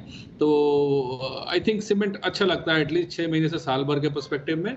तो इसमें जो दिग्गज कंपनीज हैं, एसीसी मुझे बहुत अच्छा लगता है, साउथ बेस्ड रैमको अच्छा लगता है, इंडिया सीमेंट्स अच्छा लगता है। तो इन सारी कंपनीज में खरीदारी की जा सकती है। और अंबुजा मैंने भी रिकमेंड किया था, हालांकि आशु जी का स्टॉक है, बट फिर भी मैंने काफ़ी निचले स्तर पे अंबुजा रिकमेंड किया था, तो अंबुजा भी बहुत अच्छा लगता है।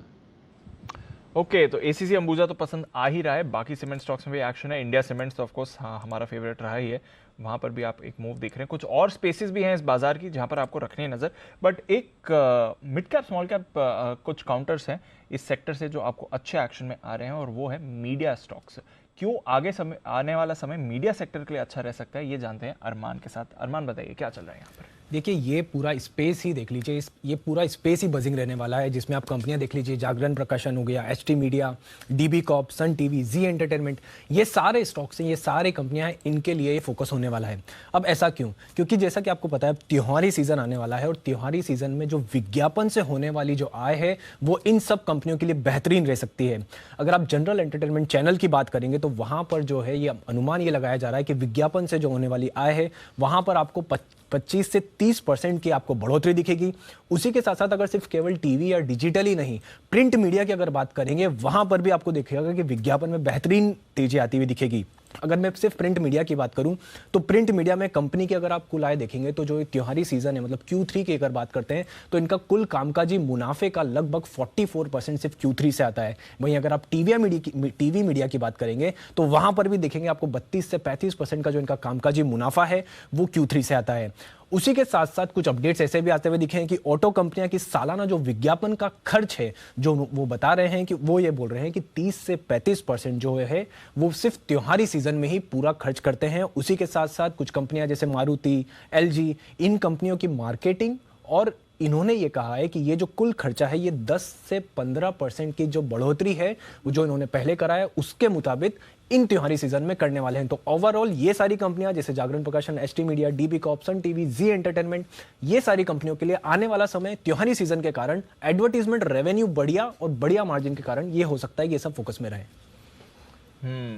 तो ये है आपके लिए मीडिया स्टॉक्स, ज़्यादा यहाँ पर चर्चा होती नहीं है बट आने वाला समय अच्छा रह सकता है। और आप कह रहे हैं Q3 सबसे ज़्यादा अच्छा रहता है Exactly. तो आने वाली जो तिमाही है वो आपके लिए अच्छी आउट परफॉर्मेंस आ रही रह सकती है। इस बार वैसे भी हम फेस्टिव सीजन में अच्छी डिमांड के एक्सपेक्टेशन लगा रहे हैं। चोपड़ा साहब ज़्यादा डिस्कस होते नहीं है बट मीडिया स्टॉक्स में कुछ जो पसंद हो आपको? देखिए बहुत अच्छा पॉइंट है क्योंकि आप समझ लीजिए कि लगभग अगस्त सितंबर से यहाँ पे जब फेस्टिव सीजन शुरू होता है वहाँ से लेके आप लगभग दिसंबर तक, क्रिसमस तक समझ लीजिए बहुत अच्छा टाइम होता है और लोग जनरली कंजम्पशन होता ही है इस दौरान। सारे मॉल्स देख लीजिए या सेल लगती हैं बहुत जगहों पर, बिग बिलियन सेल भी लगती हैं ऑनलाइन भी। तो मुझे लग रहा है कि ये जितनी भी अच्छी मीडिया कंपनीज आपने बोली हैं, जागरण प्रकाशन है, मुझे खास करके जागरण अच्छा लगता है, तो इसमें खरीदारी की जा सकती है। जागरण में एक बहुत अच्छा कंसोलिडेशन भी मैं देख रहा हूँ, तो अगर आप मुझसे पूछें तो जागरण फिलहाल मुझे बहुत अच्छा लगता है। ओके, तो जागरण ये है आपके लिए, चोपड़ा साहब की पसंद नजर रखेगा और मीडिया एज अ स्पेस पर भी रखेगा नजर, यहाँ पर भी एक्शन आपको बनते हुए देख सकता है। आइए हिमांशु जी के पास चलते हैं और लेते हैं उनकी अगली पिक, हिटमैन हिमांशु।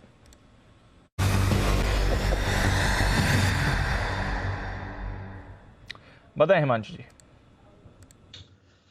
दीपांशु, एक स्टॉक है जिसमें हमें ऑप्शंस के जरिए ट्रेड करना है और मुझे लगता है कि रिस्क रिवॉर्ड काफी अट्रैक्टिव है। यहाँ पर खरीदारी करनी है अपोलो टायर की 275 के स्ट्राइक की कॉल ऑप्शन में करंट लेवल्स पर। यहाँ पर स्टॉप लॉस मेंटेन करना है 7 रुपए का।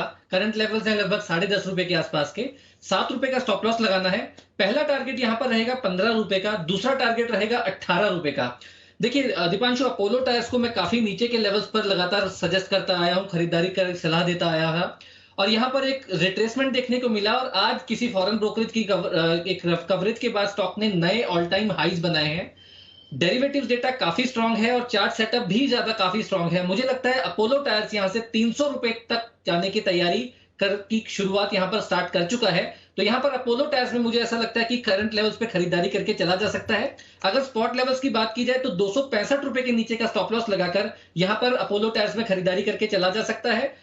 BTST के तौर पर 280-285 रुपए के दो टारगेट्स और ऑप्शन में 275 के स्ट्राइक में यहां पर 15 और 18 रुपए के दो टारगेट्स आते हुए नजर आ सकते हैं। तो ये है आपके लिए अपोलो टायर्स पर नजर। इनफैक्ट चोपड़ा साहब से मैं पूछने वाला था क्योंकि अगला सवाल टायर स्टॉक्स को लेकर था। चोपड़ा साहब, सारे टायर स्टॉक्स आज ऑफ कोर्स मॉर्गन स्टैनली की रिपोर्ट, माफ कीजिए JP मॉर्गन की रिपोर्ट भी आई थी, बड़े टारगेट्स टायर्स पर आ रहे थे। अपोलो टायर्स इन पर्टिकुलर उन्हें बहुत पसंद है। 7.5% का ब्रेकआउट अपोलो टायर्स पर है। बट सीएट देख लीजिए, JK टायर्स देख लीजिए, TVS श्रीचक्र जैसा काउंटर भी देख लीजिए, अक्रॉस टायर स्टॉक्स बड़ी खरीदारी हो रही है। और कल हमने बैटरी स्टॉक्स में होते हुए देखा था, एक्साइड अमर राजा में दोनों में 6-7% की तेजी आई थी। सडनली ऑटोस तो मोमेंट में है ही, ये टायर्स में क्या चल रहा है, बैटरी स्टॉक्स में क्या एक्शन आ रहा है, क्या कोई व्यू सर? दीप, अगर गाड़ी चलेगी तो पहियों पे ही, चाहे वो EV हो या ऑलरेडी जो एग्जिस्टिंग गाड़ियां हैं जो कि पेट्रोल और डीजल से चलती हैं या CNG से चलती हैं, तो पहियों का जो मार्केट है वो बहुत ही इंटरेस्टिंग और अब मैं कहता हूँ काफ़ी अच्छा रनअप हो चुका है। यहाँ से हो सकता है इसी अनदर 5-10%, 5-10% और तेजी हो सकती है, मगर अब तो प्रॉफिट बुक करने का टाइम है। मगर ये मुझे लगता है कि टायर की जो डिमांड है वो अच्छी पिकअप हुई और एक्सपोर्ट्स भी बहुत अच्छे हुए। अभी देखिए यूरोप में जो भी टायर के जो प्लांट्स थे अब वो किसी कारणवश नहीं चल पाएंगे क्योंकि एनर्जी प्राइसेस हाई हैं, तो वहाँ पर बहुत समस्या होने वाली है। और मुझे लगता है कि इंडियन टायर मेकर्स या मार्केट इस बात का अंदेशा लगा रहा था कि वहाँ पर समस्याएं होने वाली हैं, इसीलिए हमने एक अच्छा रनअप देखा है। और ये मैंने कुछ दिन पहले भी बोला था, चाहे पेपर स्टॉक्स हों, चाहे फर्टिलाइजर स्टॉक्स हों, चाहे टायर स्टॉक्स हों, अच्छे ऑटो एंसिलरी स्टॉक्स हों, ये यूरोप में बहुत ज़बरदस्त प्रॉब्लम रहेगी आने वाले कुछ समय तक, जब तक ये रशिया का प्रॉब्लम सॉल्व नहीं होता। और मुझे लगता है पुतिन बहुत इसको टैक्टिकली हैंडल करेंगे और जाने नहीं देंगे ये मौका, और वेस्ट पर पूरा प्रेशर बनाया जाएगा कि वो अपने सैंक्शंस वापस लें। और इसीलिए मुझे लगता है जितना भी मैन्युफैक्चरिंग सेक्टर है, भारत एक बहुत अच्छे स्वीट स्पॉट पे है, मेटल्स अच्छी जगह पे हैं, और जितनी भी एक्सपोर्टिंग सेक्टर्स हैं, खास करके ऑटो क्षेत्र में, वो काफ़ी हद तक इंडिया पर डिपेंडेंट रहेंगे। और मुझे लगता है ये यहाँ से भी 5 से 10% की तेज़ी दिखा सकते हैं। बालकृष्णा टायर्स आपने नहीं बोला, बालकृष्णा टायर्स भी मुझे बहुत अच्छा लगता है। और इसके अलावा सीएट में अच्छी तेज़ी है, अपोलो आप ऑलरेडी देख चुके हैं, तो बालकृष्णा मुझे लगता है अभी स्टीम बाकी है। बालकृष्णा एटलीस्ट 15% की अपसाइड में देखता हूँ। एटलीस्ट 15% की अपसाइड आप एक्सपेक्ट कर रहे हैं इन सभी काउंटर्स में। और बात करते करते बालकृष्णा भी डेज हाई पर आते हुए दिख रहा है, तो tyre stocks across the board आपको अच्छे मूड में दिख रहे हैं। एक और फैक्टर जो टायर स्टॉक्स के फेवर में है, कच्चा तेल डायरेक्टली तो नहीं, बट हाँ कुछ क्रूड डेरिवेटिव्स होते हैं जिनका इस्तेमाल टायर्स के प्रोडक्शन में भी किया जाता है। और कच्चे तेल पर जरा एक बार आप नज़र डालिए, 2.5% की गिरावट आपको इस समय इंटरनेशनल मार्केट्स में कच्चे तेल पर आती हुई दिख रही है। ब्रेंट $94 के नीचे आया, इनफैक्ट 93.50 पर आपको ब्रेंट आते हुए दिख रहा है। तो WTI उतना नहीं गिरा है, बट ब्रेंट में आप एक शार्प फॉल आते हुए दिख रहे हैं, 2.5% नीचे है। सुबह से दीप आप देखो, इसलिए WTI ऊपर चल रहा था। हाँ, तो ब्रेंट लाल में था, WTI ऊपर था, तो अब WTI गिरना शुरू हुआ तो ब्रेंट थोड़ा और नीचे और ज़्यादा हो गया। तो $93, इसको थोड़ा ला सकते नीचे 90। हाँ, मतलब 93 के नीचे करना शुरू करें तो कल 90 हो जाएगा। 90 हो जाएगा। हाँ, तो आज सुबह जो अपने सोच रहे थे वो ठीक सोच रहे थे। एब्सोल्युटली, जो बात चल रही है। हाँ, कि अगर इनके प्रोडक्शन घटाने के बाद 1 लाख बैरल का प्रोडक्शन घटाने के बावजूद अगर ये बढ़ नहीं रहा है, इसका मतलब मामला कुछ ठीक नहीं है। हाँ। अच्छी खबर पे अगर कोई, वो कहते हैं कि मंदी का मार्केट हो जाए, अच्छी खबर पे स्टॉक में सेलिंग आए कि हाँ खबर अच्छी है, बढ़ा बेचो। हाँ। और तेजी का मार्केट हो जब खराब खबर, अच्छा खराब खबर है, लेने का टाइम है ना। तो ये वैसा हाल है, ये ब्रेंट का हाल वैसा ही है। ठीक है, थोड़ा हम ओवर ऑप्टिमिस्टिक नहीं होते हैं, 2% घटा है तो थोड़ा खुशी तो हो रही है, एब्सोल्युटली। लेकिन एक बार 90 के आसपास आ जाए तो दिल को थोड़ी तसल्ली हो जाए, राहत फिर वहां से। अरे भाई साहब पूछो मत, कच्चा तेल मेरे को खाली एक ही चीज़ है, $70 करा दो बस आप, बाकी और बाजार तो बहुत पैसे लगते तेल के हमारे। $580 बिलियन का जो रिजर्व इसी में काम आता है। हाँ, संभालने में। हाँ, पैसे लगते हैं ना, तो हमारा तो बिल वो कम हो जाए ना, बस उससे ज़्यादा हमें कुछ नहीं। क्यों चोपड़ा साहब, अगर कच्चा तेल आ जाए $70 तो बताएं आप क्या करेंगे?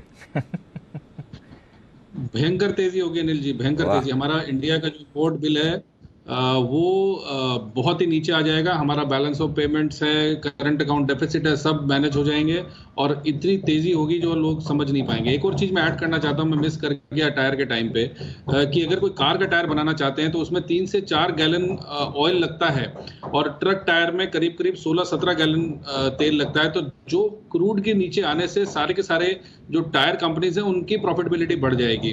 और क्योंकि इसके अंदर स्टाइरीन यूज होता है जो कि बाय प्रोडक्ट है, और जो वैसे भी क्रूड का इस्तेमाल होता है टायर के बनाने में, तो क्रूड का नीचे आना टायर कंपनीज के लिए भी अच्छा है। और ऊपर से तो ऊपरी स्तरों से तो क्रूड काफी नीचे फिसला है, तो मेरा ये मानना है टायर कंपनीज के लिए बहुत अच्छी खबर है। और यहाँ से भी जैसे मैंने बोला 5-7%, 10% की तेजी और देखने को मिलेगी। ओके, तो अच्छी बात है। कच्चे तेल के दाम अगर यहाँ से और आपको गिरते हुए दिखें, जो सुबह हम बात कर रहे थे, और टायर स्टॉक्स को ऑफकोर्स वहाँ पर एक बड़ा फायदा भी होते हुए दिखेगा। यहाँ पर भी एक्शन आपको आते हुए दिख रहा है। कच्चा तेल गिर रहा है, टायर स्टॉक्स ऊपर जा रहे हैं। पेंट स्टॉक्स पर रखिए नज़र, यहाँ पर भी आपको एक्शन पॉजिटिव ही बनता है। डायरेक्ट कोरिलेशन है यहाँ पर, जहाँ तक सवाल है। भारत बायोटेक की नेजल वैक्सीन को मंजूरी मिल चुकी है, ये अच्छी बात है।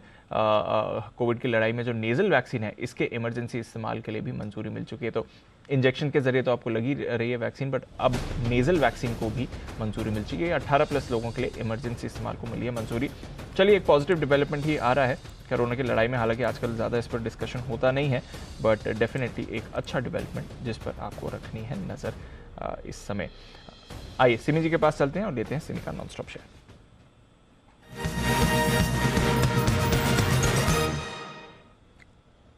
बताएं सिमी जी। दीपांशु, आज सिर्फ फोकस कैश स्टॉक में ही है और अभी का जो मेरा स्टॉक है उसमें भी आज बढ़िया सा ब्रेकआउट देखने को मिला है। स्टॉक का नाम है वरुण बिवरेजेस, VBL जिसका कोड है। बहुत ही बढ़िया सा ब्रेकआउट देखने को मिला है। स्टॉक में जून महीने का जो हाई था वो हाई रिटेस्ट करेगा, 1150 से 1170 का मिनिमम टारगेट और उसके बाद 1200 के पार। तो वरुण बेवरेजेस में खरीदारी करके चलने का सलाह होगा। 1084 के ऊपर ब्रेकआउट आया है, स्टॉप लॉस रहेगा 1070 के नीचे क्लोजिंग बेसिस पर फॉलो करेंगे। पूरा 1200 तक वेट करेंगे। 1150 का पहला टारगेट, 1170 का दूसरा टारगेट, 1200 का तीसरा टारगेट के लिए वरुण बेवरेजेस में खरीदारी करके चलने का सलाह होगा। ओके, 1070 के स्टॉप लॉस के साथ खरीदारी करनी है। 1150, 1170 और 1200। और किन किन को ये स्टॉक पसंद है, जरा एक्सपर्ट को सबको दिखा दीजिए हमें। और इसी स्टॉक से जुड़े हुए एक और लिंक की तरफ हम बढ़ते हैं। वरुण दुबे हमारे साथ। वरुण, ये तुम्हारी कंपनी? मेरी नहीं है अनिल जी। सिमी जी तो तुम्हारा ही नाम ले रही थी ना। मेरा नाम वरुण है। वो हाँ, तो बोला तो वरुण ही जाता है। ओके, सिमी जी वरुण है और उनका नाम या वरुण है? वरुण। हाँ देखो, वरुण ही है। दोनों ही चलता है। बांग्ला में तो वरुण ही बोलते हैं। हाँ। तो हिंदी में वरुण हो जाएगा, कोई बात नहीं है। ठीक है, बात तो एक ही है। हाँ, एक ही है, वही मैं बोल रहा हूँ। तो जब आप वो लिंक आप जब ये बता रही थी कल, तो वरुण को लगा कि कहीं मेरा नाम बोलने दे सुमी जी। तो हमने कहा इनका डर है, एक बार डर इनका निकाल ही देते हैं। अब एक बार बोल दिया, अब डर निकल गया। हाँ जी, बिल्कुल। आइए, तो वरुण जी हमारे साथ तैयार है बताने के लिए देश में कंजम्पशन में जो मजबूत सुधार के संकेत मिल रहे हैं और जो ये बात आरबीआई के आंकड़ों में आई है सामने। वरुण जी बताइए। तो अनिल जी, बेसिकली ये आरबीआई का जो डेटा है अगस्त के महीने का, इसमें जो यूपीआई खर्च है और खासकर जो क्रेडिट कार्ड से खर्च हो रहा है उसमें अच्छी खासी बढ़ोतरी देखने में मिली है। यूपीआई का जो प्लेटफॉर्म है उसके अगस्त में करीब 10.73 लाख करोड़ के आसपास का जो खर्च है, ट्रांजैक्शन जो है, टोटल ट्रांजैक्शन जो मिलके हो चुके हैं वो अब 10.72 लाख करोड़ के आसपास हो चुके हैं। केवल अगस्त के महीने में 657 करोड़ के आसपास के ट्रांजैक्शन जो है वो देखने मिले हैं। साल दर साल अगर आप देखेंगे तो 68% के आसपास की बढ़ोतरी यहाँ पे देखने मिली है। और कहीं ना कहीं मंथ ऑन मंथ में भी आप वैल्यू और जो वॉल्यूम है दोनों में अच्छी खासी बढ़ोतरी जो है ये देखी गई है। इनफैक्ट सिर्फ यूपीआई ट्रांजैक्शंस नहीं, आप क्रेडिट कार्ड के ट्रांजैक्शंस अगर देखेंगे ना तो वहाँ भी अच्छी खासी बढ़ोतरी हुई है। अगस्त में क्रेडिट कार्ड के जो कुल खर्च है उसमें साल भर साल में अगर आप देखेंगे तो 54% के आसपास की बढ़ोतरी हुई है। और एक इंटरेस्टिंग डेटा ये है कि लोग दरअसल अब डेबिट कार्ड के खर्च के मुकाबले क्रेडिट कार्ड पे जो खर्च है उसमें ज़्यादा फोकस कर रहे हैं। अगर आप डेबिट कार्ड से होने वाले खर्च देखेंगे तो उसमें करीब 6% के आसपास की बढ़ोतरी हुई है, लेकिन क्रेडिट कार्ड से जो खर्च होता है उसमें 54% के आसपास की बढ़ोतरी हुई है। एक शिफ्ट भी जो है यहाँ पे देखने मिल रहा है। अब इसके कारण काफ़ी सारे हैं। एक तो देखिए, अब ई कॉमर्स का जो चलन है वो काफ़ी बढ़ गया है, लेकिन इसके अलावा अगर आप देखेंगे तो जो टूर्स एंड ट्रैवल सेक्टर है वहाँ से काफ़ी मदद मिल रही है। जो खासकर हवाई ट्रैवल्स है वहाँ से जो ट्रांजैक्शंस है वो काफ़ी बढ़ रहे हैं।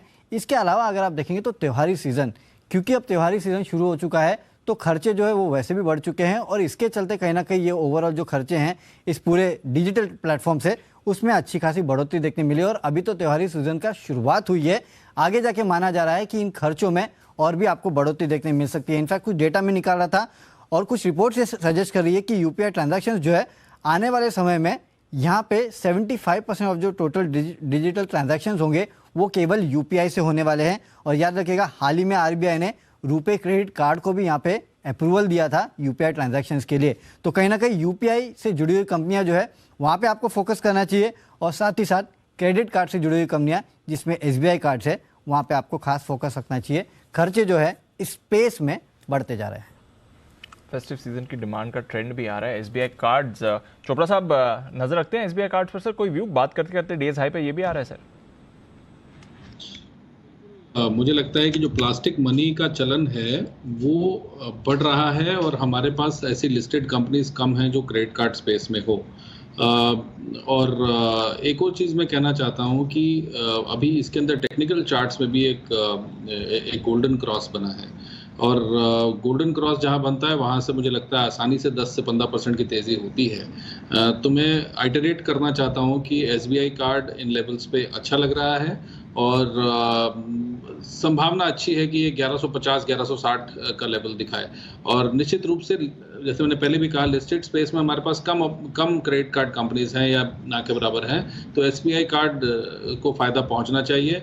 और जाहिर बात है जब महंगाई बढ़ जाती है तो लोग अपना क्रेडिट रिवॉल्व करते हैं और क्रेडिट रिवॉल्विंग फैसिलिटी देती हैं SBI कार्ड। एक और चीज़ मैं कहना चाहता हूँ, इन जनरल एक मेरा ऑब्जर्वेशन है, जितनी भी ऑनलाइन वेबसाइट्स हैं, अमेज़ॉन या फ्लिपकार्ट वगैरह जहाँ पे सेल्स लगती हैं, तो SBI कार्ड खास करके बहुत ज़्यादा स्कीम्स देता है। तो मुझे लगता है कि इसका चलन बढ़ रहा है कि SBI कार्ड के ये नंबर ऑफ सब्सक्राइबर्स हैं वो बढ़ रहे हैं, क्योंकि ये ऑनलाइन डिस्काउंट्स बहुत अच्छे देते हैं। ये चीज़ मेरा एक पर्सनल ऑब्जर्वेशन है, एक रिसर्च भी है।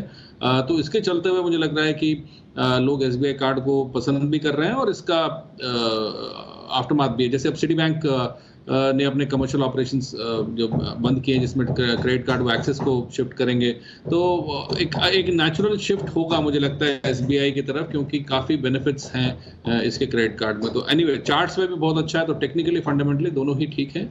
तो 1150 1160 के लिए इसमें खरीदारी करी जा सकती है। ओके, तो बड़ा भरोसा है और यहाँ से 200 रुपये ऊपर, 250 रुपये ऊपर के टारगेट चोपड़ा साहब की तरफ से आ रहे हैं। तो SBI कार्ड्स तो डेफिनेटली बेनिफिशियरी रहेगा। आई थिंक पेटीएम इस पर भी नजर डालते हैं, क्योंकि ऑफ कोर्स बेनिफिट तो यहाँ पर भी आता है। डिजिटल ट्रांजैक्शंस अगर बढ़ रहे हैं, कंजम्पशन बढ़ रहा है, तो पेटीएम का चार्ट जरा एक बार देखें। सुमित जी, कोई राय इस पर? दीपांशु, ATM से पैसा आता है और पेटीएम से पैसा जाता है। पेटीएम का चार्ट्स मेरे को तो कुछ दम वाला लगता नहीं है। पेटीएम के अंदर पुल बैक बाउंस बैक जरूर आया है, लेकिन इसके अंदर बाउंस बैक पुल बैक के अंदर निकलना ही सही रहेगा। अगर स्टॉक के अंदर नीचे में 690 680 के लेवल टूटे तो ये और गिरावट दिखाएगा और फिर आने वाले दिनों में 600 रुपए तक के लेवल भी दिखाएगा। तो कोई खास दम नहीं लग रहा। पुल बैक बाउंस बैक में एग्जिट ही बेटर रहेगा पेटीएम में। पुल बैक में एग्जिट करिए, बट थोड़ा एक्शन इस पर आ रहा है। SBI कार्ड्स पर ज़्यादा भरोसा है। चोपड़ा साहब तो अच्छे बड़े अग्रेसिव टारगेट्स भी इस पर दे रहे हैं। यहाँ पर आपको मूवमेंट आते हुए दिख सकता है। तो चलिए नजर है, कुछ कैश काउंटर्स भी आपके रेडार पर रहने चाहिए जो इस समय एक्शन में आ सकते हैं। कुछ और कैश स्टॉक्स पर रखिए नजर, क्योंकि ब्रॉडर मार्केट का एक्शन भरपूर है। एक बार फिर से इंडेक्स तो नेगेटिव टेरिटरी में आ गया, वो उतार चढ़ाव इंडेक्स लेवल पर चल रहा है, बट ब्रिगेड एंटरप्राइजेज जरा इस पर नजर डालिए। एक अच्छा स्पाइक इस काउंटर पर आपको आते हुए दिख रहा है। 5 साढ़े 5 ऑलमोस्ट 6% ऊपर है ब्रिगेड, और अभी अभी एक फ्रेश चार्ट का स्पाइक ब्रिगेड एंटरप्राइजेज पर दिख रहा है। सिमी जी जरा देखें, ब्रिगेड एंटरप्राइजेज यहाँ पर कुछ एक्शन बन रहा है, कोई राय इस चार्ट पर?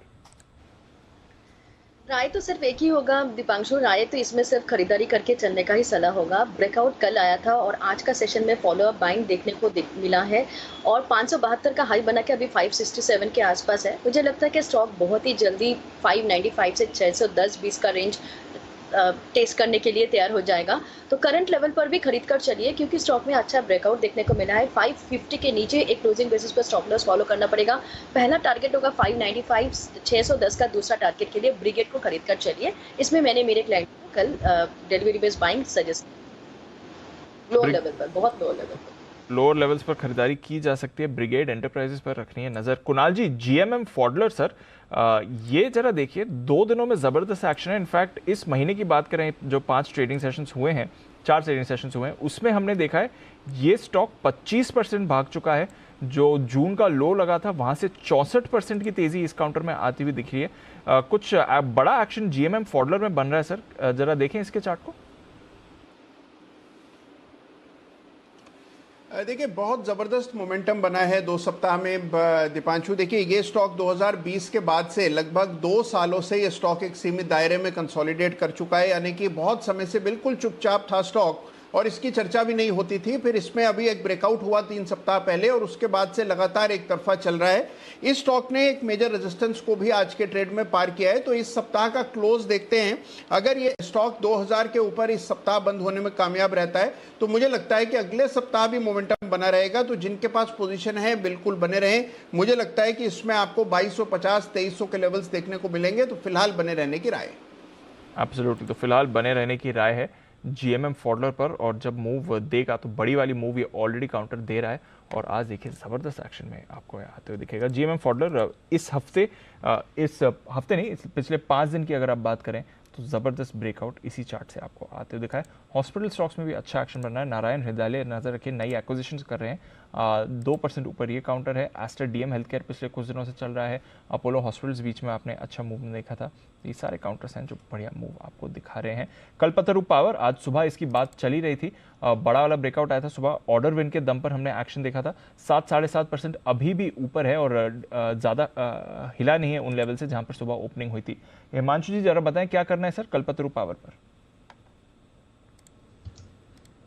दीपांशु, मुझे लगता है अभी तो एक अच्छी शुरुआत है एक अच्छे ब्रेकआउट की, और बिल्कुल यहाँ पर अभी भी कोई 6-6.5 के % के मूव के बाद भी मेरा ऐसा मानना है कि बहुत अच्छी अपसाइड की यहाँ पर पोटेंशियल है।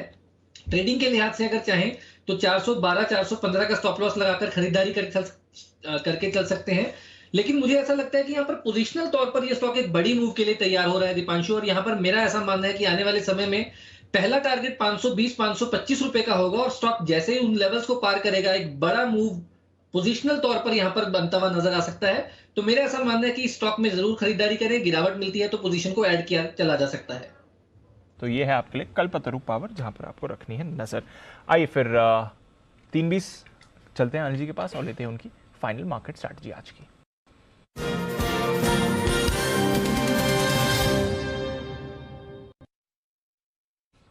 पौने 200 अंक ऊपर डाउ फ्यूचर्स। अनिल जी पिछली बार हम बात कर रहे थे वहां से 80 point, almost 80 point Dow futures में आपने मूव देखी है। नाज़ेक फ्यूचर्स भी 0.5% ऊपर थे, अब 0.1% ऊपर दिख रहे हैं। बाकी यूरोप के बाजारों में अच्छा एक्शन है, पॉजिटिव टेरिटरी में है। जर्मनी 1% ऊपर है, कच्चा तेल 2.5% नीचे है, रुपया स्टेबल है। क्या करना है सर?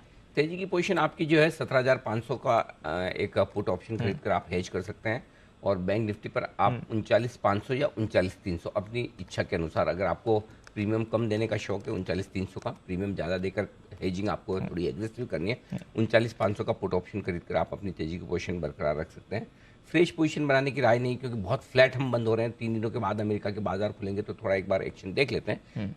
बाकी ओवरनाइट ऐसा कोई कंपल्सिव ट्रेड नहीं दिख रहा कि ओवरनाइट लॉन्ग करके जाने चाहिए या शॉर्ट करके जाने चाहिए, तो बेहतर है ट्रेंड के साथ रहे। या फिर सिंपल सी चीज़ है, रोज मार्केट आपको मौका देता है खुलने के बाद सही लेवल पर एंट्री और एग्जिट का। पिछले दिन के क्लोज के आसपास या उससे नीचे सपोर्ट लेवल के आसपास रोज मौका मिलता है।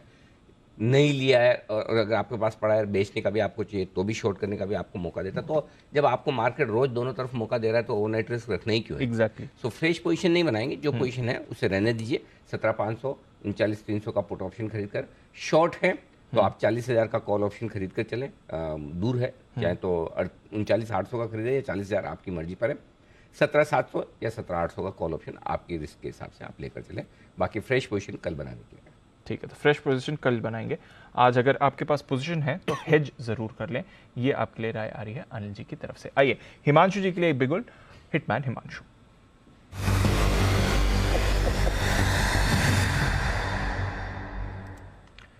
बताएं सर हिमांशु जी। दीपांशु, पहले तो एक अपडेट है, हमने अंबुजा सीमेंट में जो कॉल दी थी उसमें बड़े टारगेट की भी बात की थी, और 440-41 रुपए तक की मूव वहां पर आते हुए नजर आई है। पार्ट प्रॉफिट बुक करें, स्टॉप लॉस ट्रेल करें, ऑलरेडी वैसे टारगेट हिट हो चुका है।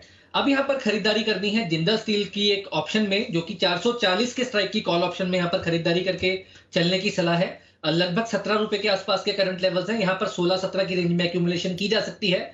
स्टॉप लॉस रहेगा 13 रुपए का, टारगेट रहेगा 23 रुपए और 28 रुपए का। देखिए क्लोजिंग सेशन में हमने देखा कि तमाम मेटल स्टॉक्स में जबरदस्त तेजी आती हुई नजर आई है, और जिंदल स्टील एंड पावर के स्टॉक की भी अगर हम बात करें तो यहाँ पर भी एक अच्छी रनअप देखने को मिला है। आज स्टॉक में एक लॉन्ग ओआई एडिशन भी देखने को मिली, और ना केवल इसके साथ साथ 450 के स्ट्राइक में भी अनवाइंडिंग देखने को मिली है। मेरा ऐसा मानना है कि यहाँ पर थोड़ी सी और शॉर्ट कवरिंग देखने को मिल सकती है, और स्टॉक 450-460 के लेवल तक जाने के लिए तैयार है। तो 440 के स्ट्राइक की कॉल ऑप्शन खरीदारी करके चलेंगे। 23 और 28 रुपए के टारगेट के लिए 13 रुपए का स्टॉप लॉस लगाकर यहाँ पर खरीदारी करके चलने की सलाह है। तो JSPL इस पर खरीदारी की राय आपके लिए आ रही है। सुबह भसीन साहब भी इसको मेंशन कर ही रहे थे। ऑप्शंस के जरिए करें ट्रेड, 440 का कॉल 17 रुपए में आपको मिलेगा। आइए एक और बढ़िया ऑप्शन की स्ट्रैटेजी तैयार है आपके लिए, जय ठक्कर की तरफ से। करते हैं उनका स्वागत। कैश का ऑप्शन।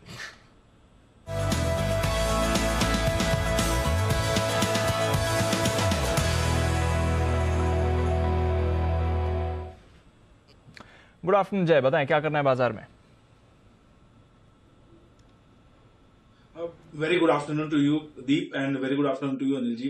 दीप, हमारा 0-0 कॉल ऑलरेडी ओपन है निफ्टी पर, तो उसके साथ मैं बने रहना चाहूंगा। इनफैक्ट मार्केट एक रेंज में आ चुका है 17,500 17,800 और बीचों बीच चल रहा है market exactly 150 point lower level से ऊपर और 150 पॉइंट लोअर लेवल से नीचे। आई थिंक यहाँ पे अवॉइड करेंगे हम, स्टॉक स्पेसिफिकली देखेंगे दीप।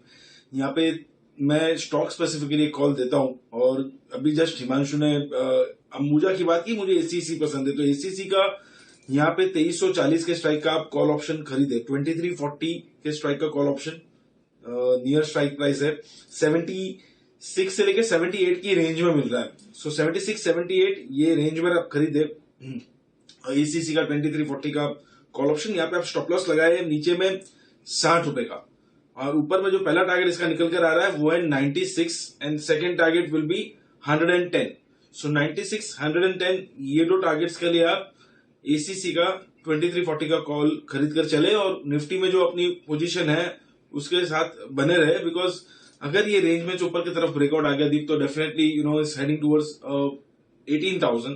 17,800 निकल गया तो हमें मोमेंटम वो देखने मिल जाएगा एंड डाउनसाइड में 17,500 ऑन अ क्लोजिंग बेसिस जब तक होल्ड है तब तक आई थिंक मार्केट नहीं गिरेगा। 17,500 के नीचे I think it's one should worry कि मार्केट फिर ट्रेंड रिवर्सल कर सकता है। चलिए ये है राय, बाजार पर तो जय का पॉजिटिव व्यू है ही, अब एसीसी पर भी रखिए नजर। तो cement stocks back to back यहीं पर भरोसा आ रहा है। अंबुजा एसीसी दोनों पर आपके लिए अब बढ़िया कॉल्स आती हुई दिखी हैं और ये स्टॉक भी आपको एक्शन में दिखेगा। सीमेंट और स्पेशली अंबुजा एसीसी यही है जहां पर आपको सबसे ज़्यादा मोमेंटम इस समय दिख रहा है। जैसे उनकी कुछ और कॉल्स भी लेंगे बट नज़र रखिए वापस बैंक निफ्टी थोड़ा अब 150 पॉइंट नीचे आते हुए दिखा है तो थोड़ा प्रेशर अब बैंक्स पर आपको बनते हुए दिख रहा है और सारे बैंक्स प्राइवेट बैंक्स जो हैं वहाँ पर थोड़ी गिरावट आज ज़्यादा है। फेडरल बैंक थोड़ा कमज़ोर ज़्यादा दिख रहा है 2% नीचे है, ऐसी बड़ी गिरावट नहीं है बट आज थोड़ा हल्का हुआ है फेडरल बैंक। सुमित जी ये 121 का लेवल है, ये वापस एंट्री के लेवल्स हैं या फिर थोड़ा और गिरावट का इंतजार करना चाहिए फेडरल बैंक में?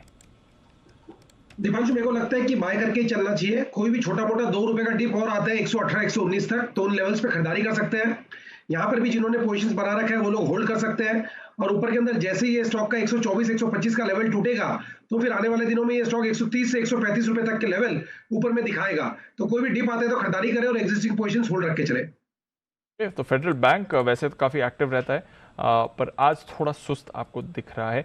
सिटी यूनियन बैंक इसमें अभी अभी वीकनेस आती हुई दिखी है 2-2.25% नीचे ये भी फिसला है, इस पर भी रखनी है आपको नज़र। वोडाफोन आइडिया भी अब थोड़ा आपको फिसलते हुए दिख रहा है तो कुछ काउंटर्स हैं जो अब ऊपर से फिसल रहे हैं। बजाज फिनसर्व एक बड़ी तेज़ी के बाद आज ये थोड़ा करेक्शन के मूड में दिख रहा है। नितिन जी जरा बजाज फिनसर्व देखें सर, 17,000 के लेवल पर वापस फिसलते हुए दिखा है, ये वापस एंट्री के लेवल से बजाज फिनसर्व के लिए एक बड़ी रैली के बाद कंसोलिडेशन है या फिर थोड़ा और वीकनेस आ सकती है? नेक्स्ट सपोर्ट लेवल 16,800 से 16,700 के बीच में है। ये 3-4 दिन की रैली के बाद थोड़ी प्रॉफिट बुकिंग आई है। इसकी जो राइट एंट्री लेवल बनती है वो 16,600 के आसपास बनती है, यानी कि अभी 16,970 के आसपास है तो 300-400 पॉइंट नीचे एंट्री बनेगी। बट ये है बाय ऑन डिप का स्टॉक है, शॉर्ट नहीं करना चाहिए। 16,500 के आसपास री एंटर जब आप करें तो आपका स्टॉप लॉस 16,350 होगा और वापस से फिर टारगेट आपको 17,200 से 17,500 मिल सकते हैं।